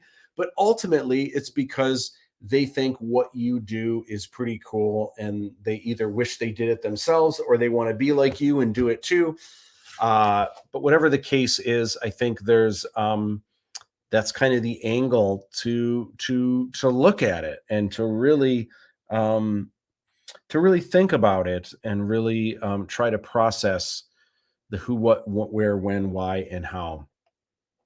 All right. So another thing that you can order from the pre-sale backer kit store is the official collector's edition book. And there are, for those of you that either have this or don't have this, there are a couple things coming up that I think you guys might be interested in. First is this. This Tuesday, I am releasing a new video. And what this is what I call, it's the official collector's edition, Aladdin 3477 commentary. And what it is this digital, kind of like a digital slideshow almost, where I am going to take you through every single page. And it's not me like just flipping through like this, where you kind of see the pages, with glare and, just me holding it up like that. It's going to be on the actual screen. I am going to show you the entire book on purpose because I want this to get out there. I want you guys to check it out, even if you haven't purchased the book. Now, this is a commentary. So what this is me going through. I'm not reading every page and giving you all the information. You're going to see every page, but I wanted to give you guys kind of the stories behind the stories and talk a little bit about why I chose what images I did, talk a little bit about what the content is that you're looking at, but also go a little bit deeper into how I designed the book, why I chose certain colors, how I figured out what my margins were going to be in the columns, and how many pages was this, and what kind of font that I used over here. Well, why did I use that kind of font over there? And for some of you that are interested in creating your own books, I talk about printing. I talk about the entire process of putting together your own book and kind of what I went through to create this. So I think on a number of levels, hopefully you guys will find this super interesting. And even if you don't have the book already, you're going to get to see from cover to cover what this book looks like and some really cool insight on how I put it together. So I hope you guys find that fascinating. This drops on Tuesday, and I'm excited for you guys to see it, to check it out. All right. Now, not the week after, but coming soon also. Some of you might be saying, well, I want to read the book, or I haven't had time yet, or whatever. So I have another video that's going to be coming out in at least 2 weeks, maybe 3 weeks. And that is for those of you that have had every intent to read this. Like, you have the physical copy, maybe you've poured through and looked at the photos and, oh my God, I want to read this from cover to cover, but I'm really busy. Gosh, I wish there was an audio book, because I love audio books. I could just listen to it, and I would, I can listen to audio books at work or in my commute, in the car, whatever. Well, guess what? Coming soon, I am going to be releasing for free on YouTube the full audio book of the official collector's edition, and you're going to have that available to you even if you don't have the book to look through as well. You're going to be able to have the audiobook version, and the cool thing about the audiobook version, it's read by yours truly, so you're going to hear me reading it, but also on the screen you're going to see once again kind of like a digital slideshow of all of the pages. But the cool thing is as I'm reading it, it also zooms into certain areas that I am kind of talking about. So it's not just seeing, the double page spread as I read the entire thing. You kind of see the double page spreads as I turn through the pages, but then it kind of zooms in and focuses on different areas as the read through goes along. So I'm hoping you guys will be interested in that as well, even if you don't have the actual book. This is something free that I just want to get out there. Again, some of you might say, why aren't you charging for this? Well, right now, it's more important for me to get the word out. And if someone's really interested, or if someone really loves Aladdin 3477, but maybe they can't, I can't give the books for free, the actual books, but something like an audio book, at least for now, at least for me, the pathway that I want to take, I want to get this out there, and I'm more concerned about people becoming fans, getting excited, learning more about the world of Aladdin 3477. So that's coming up in a couple weeks. All right. So here's the next thing I wanted to chat about tonight, and I need your help.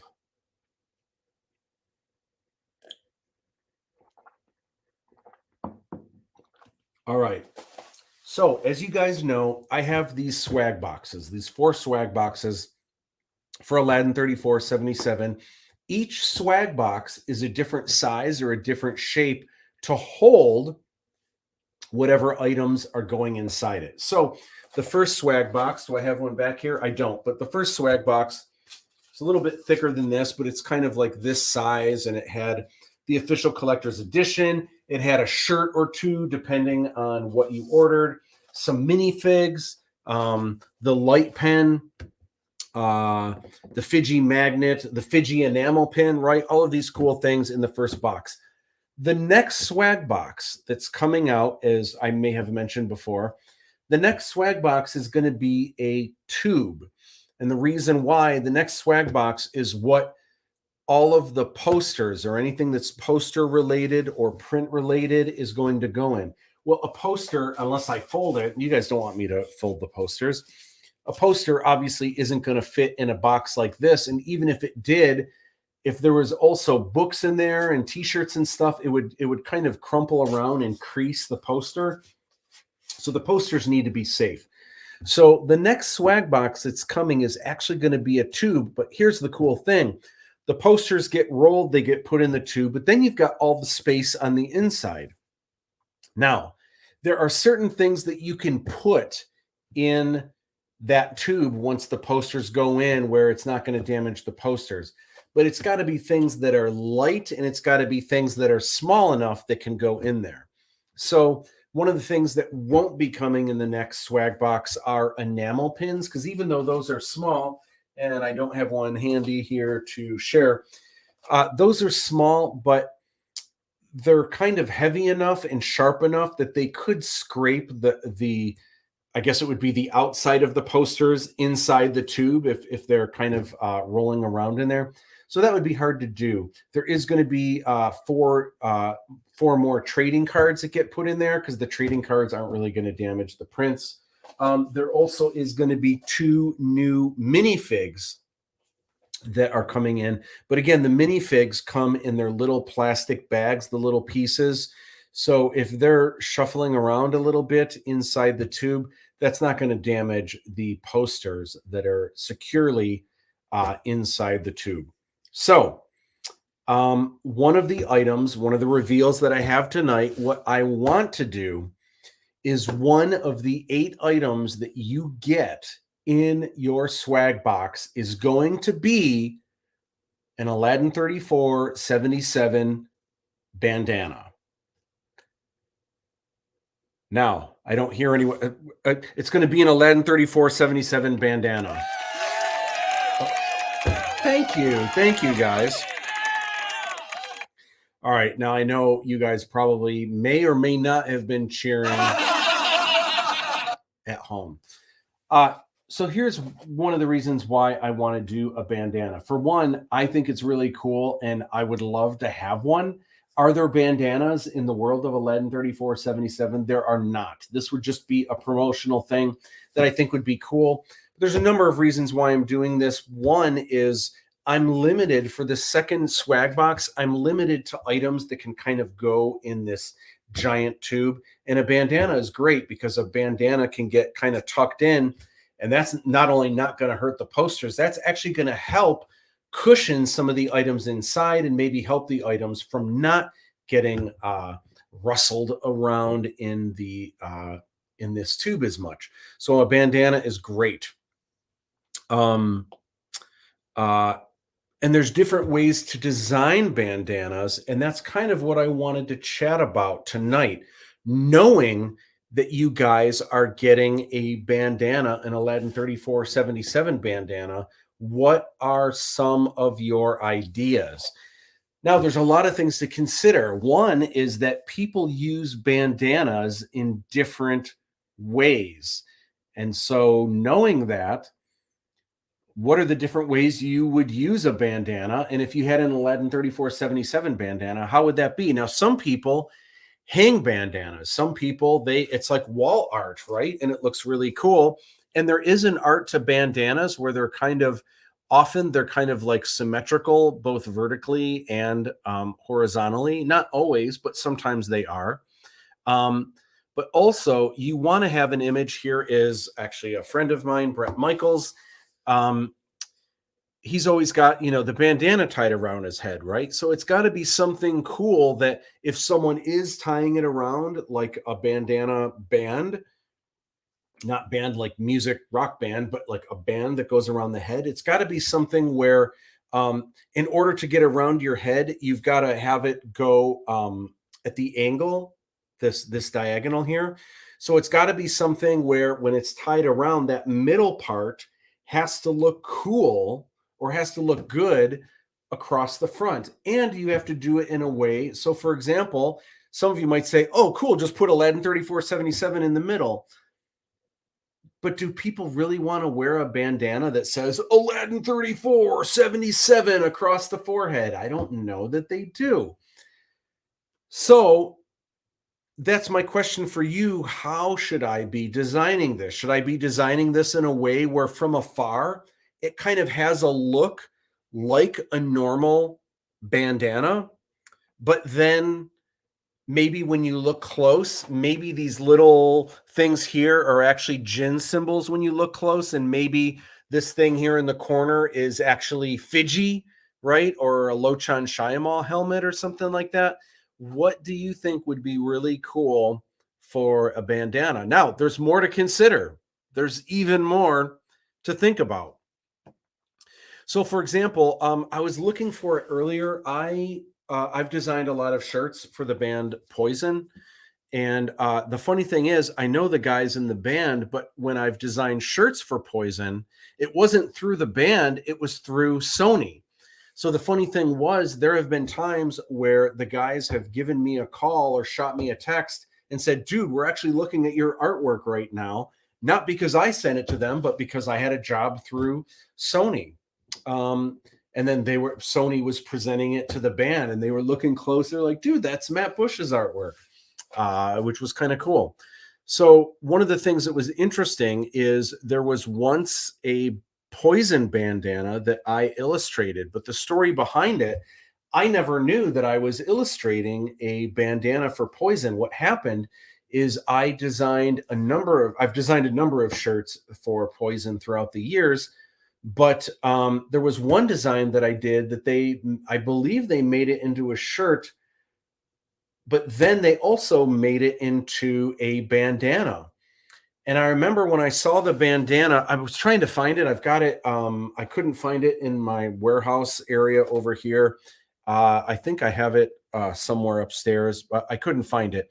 But it was something like this. In fact, it's a skull, and it's got a top hat, and it might have roses or something like that. A lot of these rock bands from the 80s have kind of like a Guns N' Roses skull with roses and pistols and all that stuff all over. So it was something kind of like this. However, this is difficult because even though this looks cool, this is very similar to what the layout was that they did for this bandana, this Poison bandana that I illustrated. Unbeknownst to me, I didn't even know. I think I saw it at the concert. But again, I got paid to create the artwork.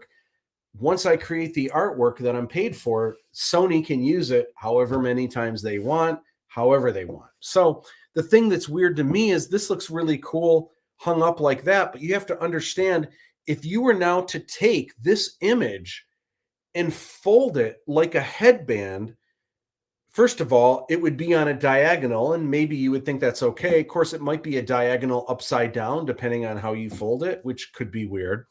But also, the way people fold these, they kind of fold it in half like a triangle from corner to corner is where the crease goes.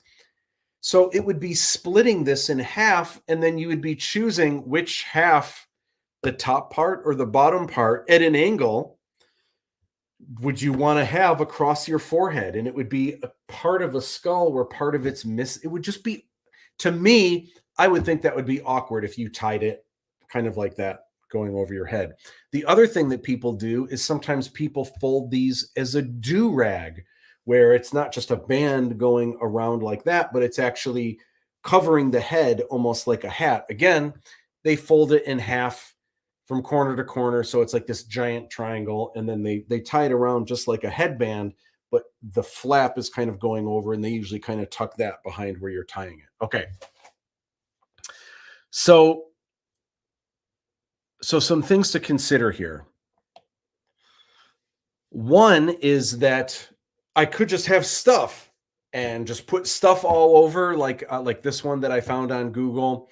There could be a red star over here, and maybe there's the Jinn symbol, and maybe there's a flying sky sail and Aladdin's blaster, just random stuff everywhere. And however people fold it, it just ends up everywhere, right? Well, I don't know that that's what I want to do. And I'll show you why in a moment here. But first, we've got a couple comments.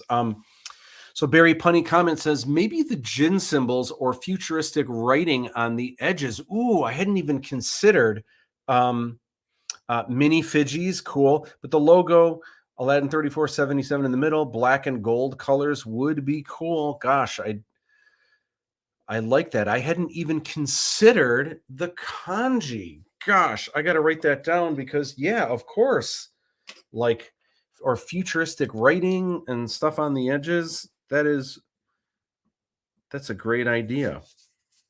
I want to talk about colors as well because I may do different bandanas for each of the movies. And so I want to do colors. I have specific color palettes for movie number 2 and for movie number 3. And I don't want to dip too much into those areas just yet. So the kinds of colors that I would want to use is the traditional Aladdin colors that most people know.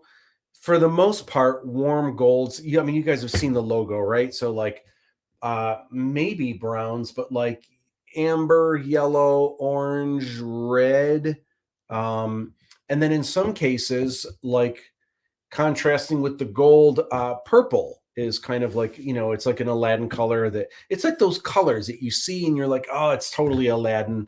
So definitely Aladdin-ish kind of colors, especially the warm colors, is kind of where I am aiming, if possible. But I also want it to be I want this to be Aladdin themed, but I also want this to be something you would wear. So keep that in mind as you guys are helping me and answering these questions. What would you guys wear? What would you actually wear? Not just what's cool. But I don't want to create something that's just going to end up in your drawer. What would you actually wear? DTE says putting something as a symbol totally makes sense, or maybe Umi goggles over the forehead. Oh my gosh, Dave, that is brilliant. I hadn't thought about that. Umi goggles over the forehead, and you could have the tiara. Oh my gosh, that is really neat. I'm gonna have to play with. Gosh, that is really fun, Dave. That is really fun. Gosh, man, you have my wheels turning. You have my wheels turning. That is really cool. Gosh. All right, that's a game changer. All right, I got to write that down because, man, I may have to do exactly that. Umi goggles. That's really fun.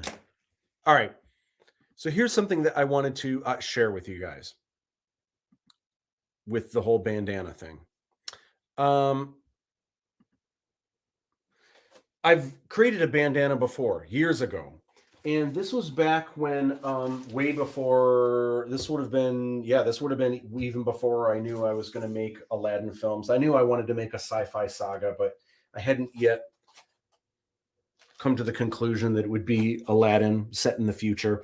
And earlier in my career, when I was, again, really trying to make a name for myself and everything, what I would do, one of the secrets of my success was branding like crazy, guerrilla marketing, but also having the confidence to put my name on t-shirts, hats, bumper stickers. Of course, I put my art on there, but I tried to, Fantastic Visions, the art of Matt Bush, and anything that you could think of. Stickers, obviously, with the Matt Bush logo. So one of the things that I wanted to do, I wanted to make bandanas. And so I designed my own bandana. And what my thought process was, here's one of them right here. And I still have some of these. But what my thought process was to design it in a way where this would work no matter how you are folding it. And if you fold it in different ways, you'll get different things out of it. So here's how it works. And this is, in some ways, this is symmetrical from here to here, but then it's not over here. And I'll let you know why. I'll let you know right now. So the idea being, the way a lot of people fold bandanas, if you're doing a headband, is you usually do, because it doesn't matter which side, but you're usually doing this kind of thing where you will kind of fold over. And maybe this is larger than you would normally do. But the idea being, if you folded it this way, you've got the skull, right? And here's the Matt Bush skull. You can kind of see right here on the forehead, something like that. And then you could tie it back here. And then you've got this Matt Bush skull right there. And you could do it right now. Mine's a little bit thick, but sometimes this is like how Axl Rose and, different rockers might have it with their hair, kind of coming out like that. And coming out the bottom like so. So that's one way to do it. Now, also conversely, if you're doing a do-rag, the idea was I have this full image on this triangle here or on this triangle here. It doesn't matter which way you have it. The idea being, if you've got the bandana here like this and you tie it over, you can kind of pull the top back like so. I can find it here. And then you're kind of tying like that, and you can kind of tuck in these parts here and here. But that way you've got this whole image that if you look at the top of my head, you can still see this bikini girl with the pencil and the paintbrush. This is from Illustration Nation, right? And you can kind of see that whole image there. So that was the idea.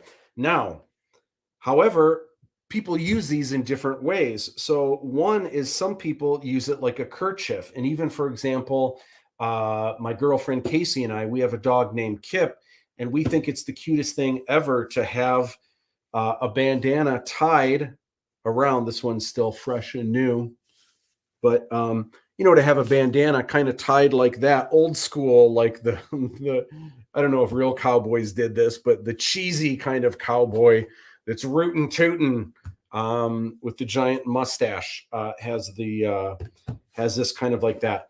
But it's a little weird now because the way this is, if you were to tie this like this, now that Illustration Nation artwork is upside down, right? That's a little weird. But that's why on this corner right here, I actually have this one. So these ones are kind of facing in, these girls with the wings and the skull and the paintbrush and the pencil. They're facing in. This one's facing outward. So if you decided to go that way, you could just fold it this way. And now you've got this girl. She's, I think that's Donna D'Erico, who used to be married to Nikki Sixx. And she's got this cool cowboy hat, and she's got the Matt Bush logo on her shirt. And if you tie this like this, I mean, it's kind of funky on purpose, but at least there's an image that's upright now and it's not upside down. Conversely, this wasn't a thing back then before the pandemic, but now it's not uncommon to see people, if they have COVID or if they don't want to get COVID or whatever, for people to look like hoodlums or look like they're robbing a bank this way. And again, it makes sense when you've got an image upright this way, but which you can see. I guess I should go closer to this camera here. See, you can see this is upright, but if you were to fold it this way, these images that worked good if it was on top of your head like this, because that's right side up, right? But if you were to do this as a mask this way, now it's upside down, and that looks weird because it's an upside down skull in this image here. That's bizarro. So that doesn't really work. So these are things to keep in mind. How do I want to place these images? How do I want to make this work? Because ideally, I want the perfect bandana that looks cool if you were to hang it on your wall, which some people do. I want it to look cool. If it was a headband, I want it to look cool. If it was a do-rag, I want it to look cool. If it's a kerchief, and I want it to look cool if you're using it as a mask.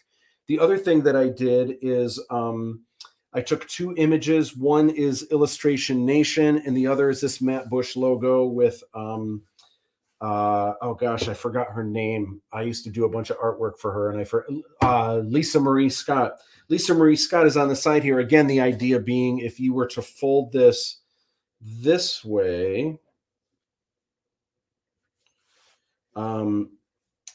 if you fold it like this, you can kind of see the Matt Bush logo. If you were to tie it there, you can kind of see it on the side of my head, but depending on how tight and how small this is, you might lose some of that. But potentially you could have something on the side so that there could be something to read. But again, I think the mistake I made, these sold okay. They sold okay. I'll be honest, I have rarely seen anyone ever wearing these bandanas.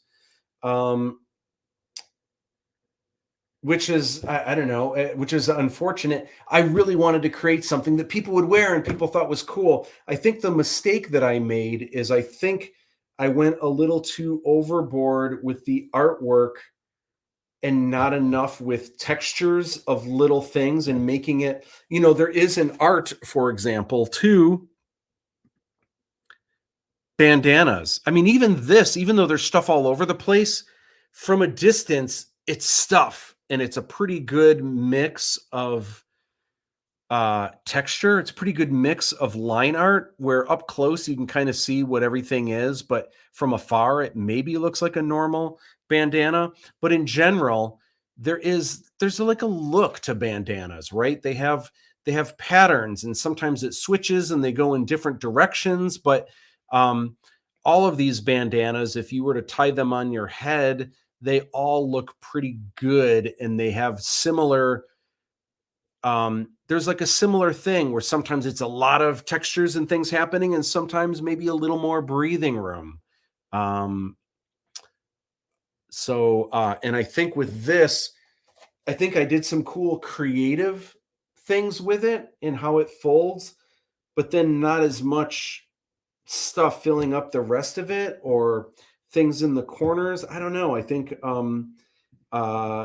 missed the mark on some of that, to where I think some people maybe tried putting this on and then maybe they felt like, oh, I was going to wear this, but I feel like I'm just a walking billboard for Matt Bush now. You know what I mean? And that's not the idea. I mean, of course, I want to promote Aladdin 3477, but I want to create something that's cool that you guys will wear, not just because it's Aladdin 3477. You'll wear it because you just think it looks awesome. You think it looks great. You have no shame. And in the chance that someone looks close and says, what is that? I think I see a little robot in your band. Like, what is that? And that's where you say, oh, this is Aladdin 3477. It's this cool thing. But I want you to, I want to create something that you would be proud to wear, and something that you actually think, or proud to hang around your dog's neck, or whatever you'd be using it for. So these are the questions that I have. I think I have more to show, but before I do, Eric Steele chimes in. What up, Eric? Mr. Aladdin himself. Thank you for hanging out with us tonight. I'm sure you're at the studio doing your own creative stuff. And so, man, I salute you tonight on a Sunday night. I assume you've got the Livestream Lounge on the big screen. So thank you, as always, for hanging out, and also for chiming in. Daryl says, I still have my Fantastic Vision shirt, although I've worn the crap out of it, but I do still have it. Awesome. That is so good to hear. That is great. So some more things on bandanas. So this here, again, this is really cool. Like, I like that it's symmetrical and it's got the faces, but again, this one would be a little bit weird, because if you kind of dissect how this one folds, if you were doing a do-rag, this would be really good for a do-rag, because you would see this face pretty good on the top of your head. However, if you tied this into a band, the way you fold it, you would only get the top of a flower and like maybe the chin and mouth right here on the band. You wouldn't get the whole thing. And then if you tied it like a kerchief or a mask, you would have an upside down head. So in that case, so here's like, the example of the, tying it like a kerchief. Right now, this is still a little stiff. It needs to be washed. And maybe the material is, could be different, perhaps. I'm not sure.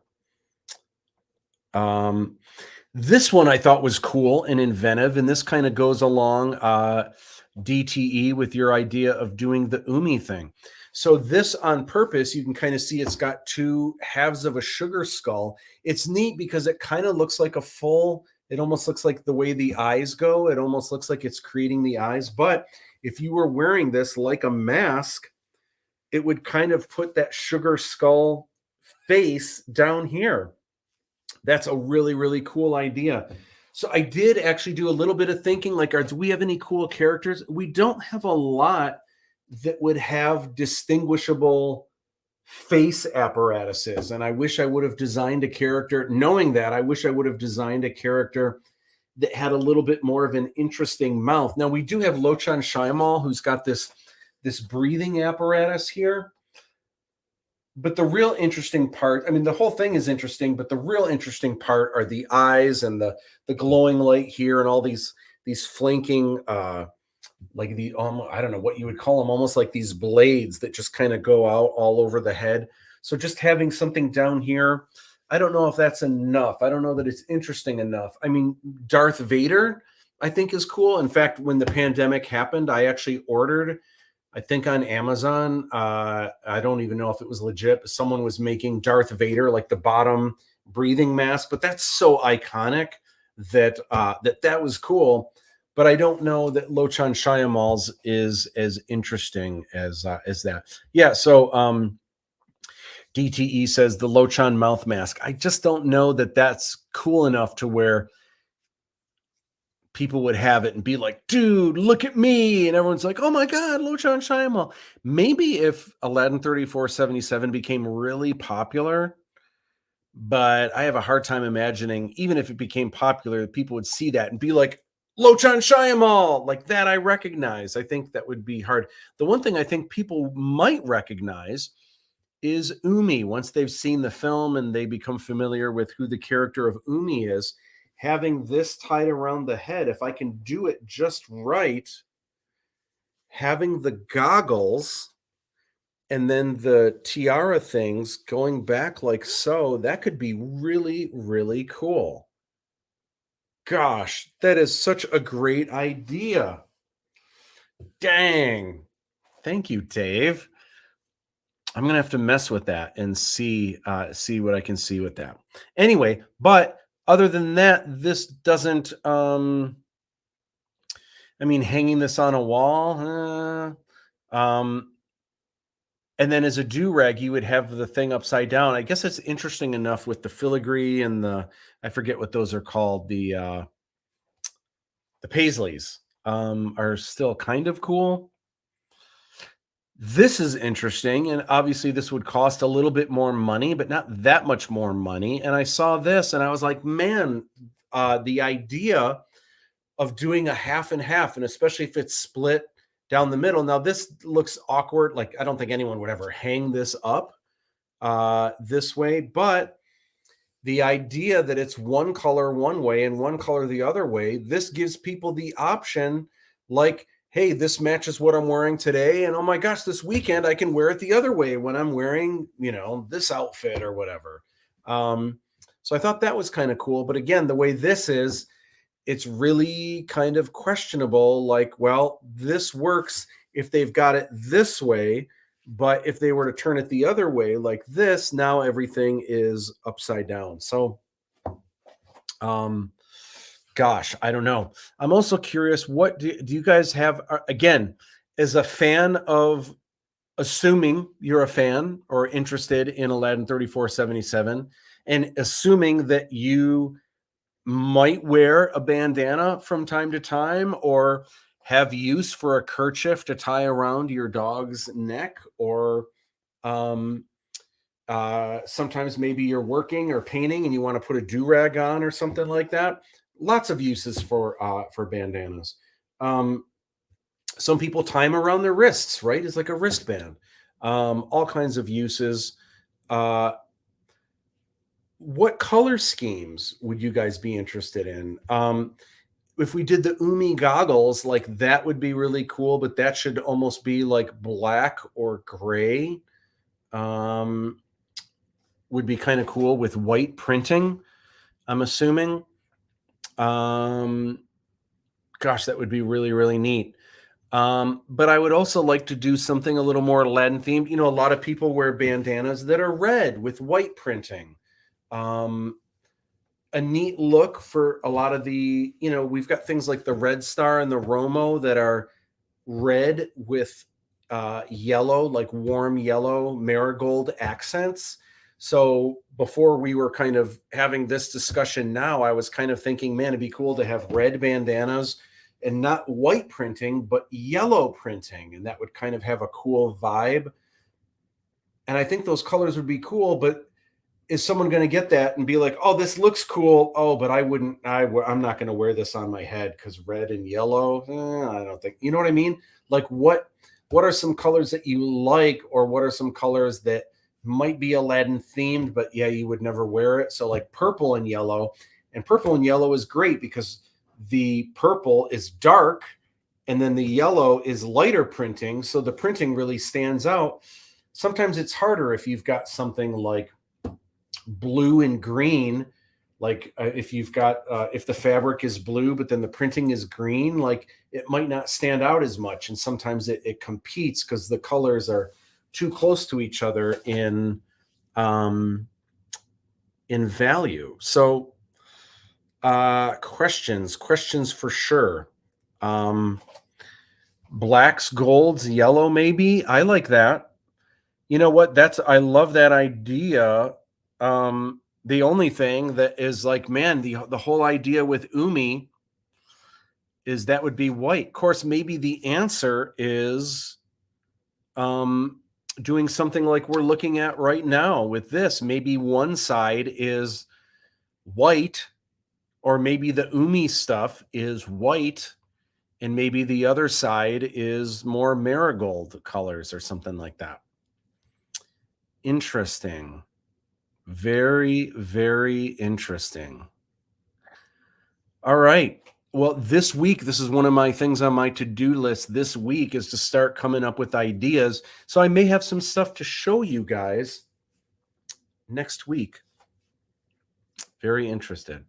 Could you tiara on half, other without? Yeah. I mean, that's kind of what I'm thinking. Maybe one side would be the tiara and the goggles. And then, yeah, gosh, what a cool idea. You know, the other thing that I'm thinking of now that I'm realizing is there's not a lot of times that Umi has the goggles up here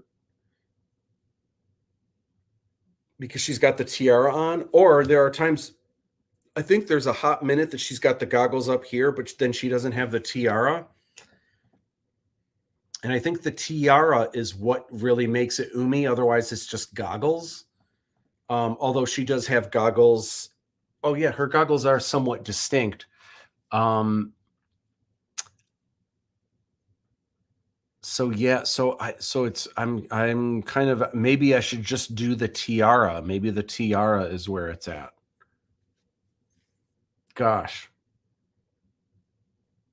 What a great idea, though. That is, I'm really excited about that. That is, I think I really want to do the tiara. Of course, the tiara is weird now too, because that's so specific to Umi, who is a female, which there's nothing wrong with that. But as a guy, are guys going to want to walk around with a tiara? Now, granted, her tiara is not totally like a princess filigree, like Cinderella tiara, but it's this metal. We call it a tiara because that's just kind of what it looks like, and that's where it goes.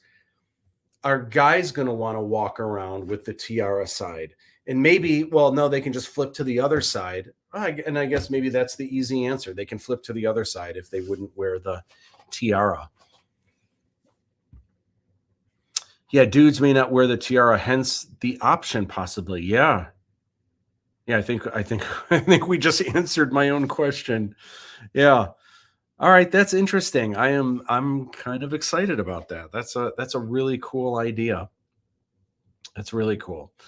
All right. So just a few more things as we kind of wrap up the show. Thank you guys for hanging out with me tonight. So I've got a few more of the screenings for executive producers and for the red carpet experience backers. So I have a few more that I'm going to try to start.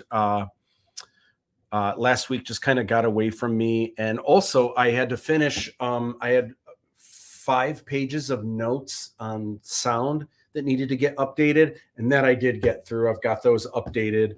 So now I need to watch again in the front, and I need to watch again in the back, which I'll be doing in the next screenings. And then we're locked in. We are dialed in, and this movie is on the fast track. And there are some things that I am jumping on soon to start getting those wheels turning. Coming up soon, not this week, but coming up soon, there is a really cool behind the scenes video that I'm dropping. It's kind of the introductory video hosted by Oz, kind of showing you a look at behind the scenes Aladdin 3477, what went into making these. And I can't wait to share this video. There's a lot of videos on the way. But a lot of these videos are specific things. Like today, here's what happened when we filmed in Aladdin's apartment. And today, here we're filming with Lochan Shaimal, where this is just kind of a universal, kind of a quick look at everything that we were doing. And it's just a really fun kind of universal video behind the scenes that is coming real soon. And I know a lot of you are kind of like, man, where are the drawing videos? Like, you used to do all these cool drawing videos. There are about 7 or 8 really good ones that are on the horizon, coming soon. They're all in the pipeline. I can guarantee within the next month, there is going to be a new one, and probably the month after that, another one. And then there's a bunch in the next couple months where almost every week, every other week, there's going to be a new drawing or painting video. And so for those of you that that's why you're with me, that stuff is coming soon. All right, you need to check out HFR TV. So the Horror Film Roulette is coming this fall. I'm going to try to get Eric Steele on again before the kickoff to tell you guys a little bit more about it. But it's this really cool film. It's like a film festival / film competition. It's open to contestants around the world. If you make short films, you're an independent filmmaker, or you want to try, this may be the thing for you to do it, because horror films are, it's not that they're easy to make, but they're a lot of fun to make. And they're, usually you can make a good horror film with just household stuff you have at home. And they're a lot of fun to do. We're going to talk about it as we get a little bit closer to the Halloween season. But in the meantime, leading up to year 10, this kickoff, Horror Film Roulette right now is HFR TV. We're 24/7 on a loop. They have all of the short films that contestants have sent in from around the world, playing nonstop. So at any time you can sign into YouTube and check out HFR TV if you want to see what other people have done. So many cool videos. So check that out and subscribe to Horror Film Roulette. We're going to be talking a little bit more about that coming up soon. Again, Livestream Lounge is an official podcast now on YouTube. What does that actually mean? I have no idea. I don't really know as much about podcasts and subscribing and all that. What it is, it's just a playlist, but for some reason, it's an official podcast on YouTube. For those of you that maybe have podcasts that you subscribe to, or or every week you have one that you like, the ones that you follow pop up. So whenever you're commuting or if you're at work listening to them, there's a way you can get them dialed in. Let me know if there is a way that you're doing that, just so I can let my peeps, let you guys know how you can kind of put that together if you have a specific process for listening to podcasts at work via YouTube. So that's going on. Otherwise, if you go to the playlists section of my YouTube channel, you can find all of these live streams and check them out at any time. All right, that is the Livestream Lounge. We're going to be back next week, Sunday night at 9 p.m. EST. Let's see. Yeah, dudes may know. Oh, we already talked about that. But Eric Steele says, thank you for the shout out, man. Would love to hang in the lounge again. Absolutely. And I was thinking a perfect time to do that, Eric, would be, and you can let me know with your schedule, but I was thinking either the week before the kickoff or even the week before that, whenever you think would be a good time for people to kind of find out about it or start thinking about it. I know you've got the 2 new genres. Actually, I should mention that really quick. Okay, so there's all these different genres. For those of you that are still with me, horror film roulette, there's all these different genres like monster, zombie, thriller, is suspense one of them? I can't remember, but sci-fi is one of them, right? And what they're doing to make it special for their 10th year of doing the horror film roulette, there's only going to be one new category, and it's going to change every year. But every year, you're going to get to vote what the new category is. So this year, the new category, you get to vote either vampire or body horror. That is awesome. Now, I know a lot of you are huge vampire fans, and right now, what's the show? What We Do in the Shadows is really big, but vampires have always been a big staple in horror films. But body horror, now that's something maybe some of you might be like, body horror, what's that? But if you're a horror fan, especially if you're into like Japanese horror, you know right away, oh my God, body horror is a legit thing. And body horror, there's all kinds of body horror. One of them is holes. So people have a phobia of holes, like this idea, what if you looked at your hand and suddenly there was all these little holes in your hand? Like, what? Oh my word. Like, that's terrifying, right? Even if it doesn't hurt. What is this? And is it spreading? And what happened? Or seeing holes in your face? Like, what is going on? Like, that's crazy. So this whole idea of body horror, a lot of it is gruesome or weird appendages or strange. One version of it is the human centipede, right? So there's all kinds of things you can do with body horror. Anyway, but you guys get to vote on what this new category is that you'll be spinning in the wheel of horror. We're going to talk about all of this, but what you can do right now, because the horror film roulette hasn't started yet, you can go to horrorfilmroulette.com and you can vote for which of these categories you would like to see. So you can do this not only if you are planning on competing and you could perhaps spin and get this category, but also if you're a fan and a spectator and you enjoy horror films and you want to see what everyone's doing. What do you like better? What would you like to see more of? Vampires, body horror. I know which one I wanted to see more of, what I thought was more interesting. So I made my vote. You need to go and make your vote today because that's going to make a difference with what happens in the horror film roulette this year. All right. But anyway, yeah, Eric, let's have you on again soon. Let me know when a good weekend with your schedule and when would be good to do that. I'm assuming before the kickoff would be the best time. And then we can do it again if you want before the actual event, before the showcase, but for sure before the kickoff to maybe get some people interested, spread the word, and get some It grows every year, and all the films are screened in a theater.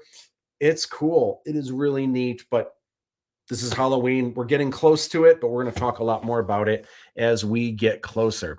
Great stuff. Awesome breakdown. Thank you, DTE. Thank you, everyone. All right. And with that, I really appreciate you guys hanging out with yours truly.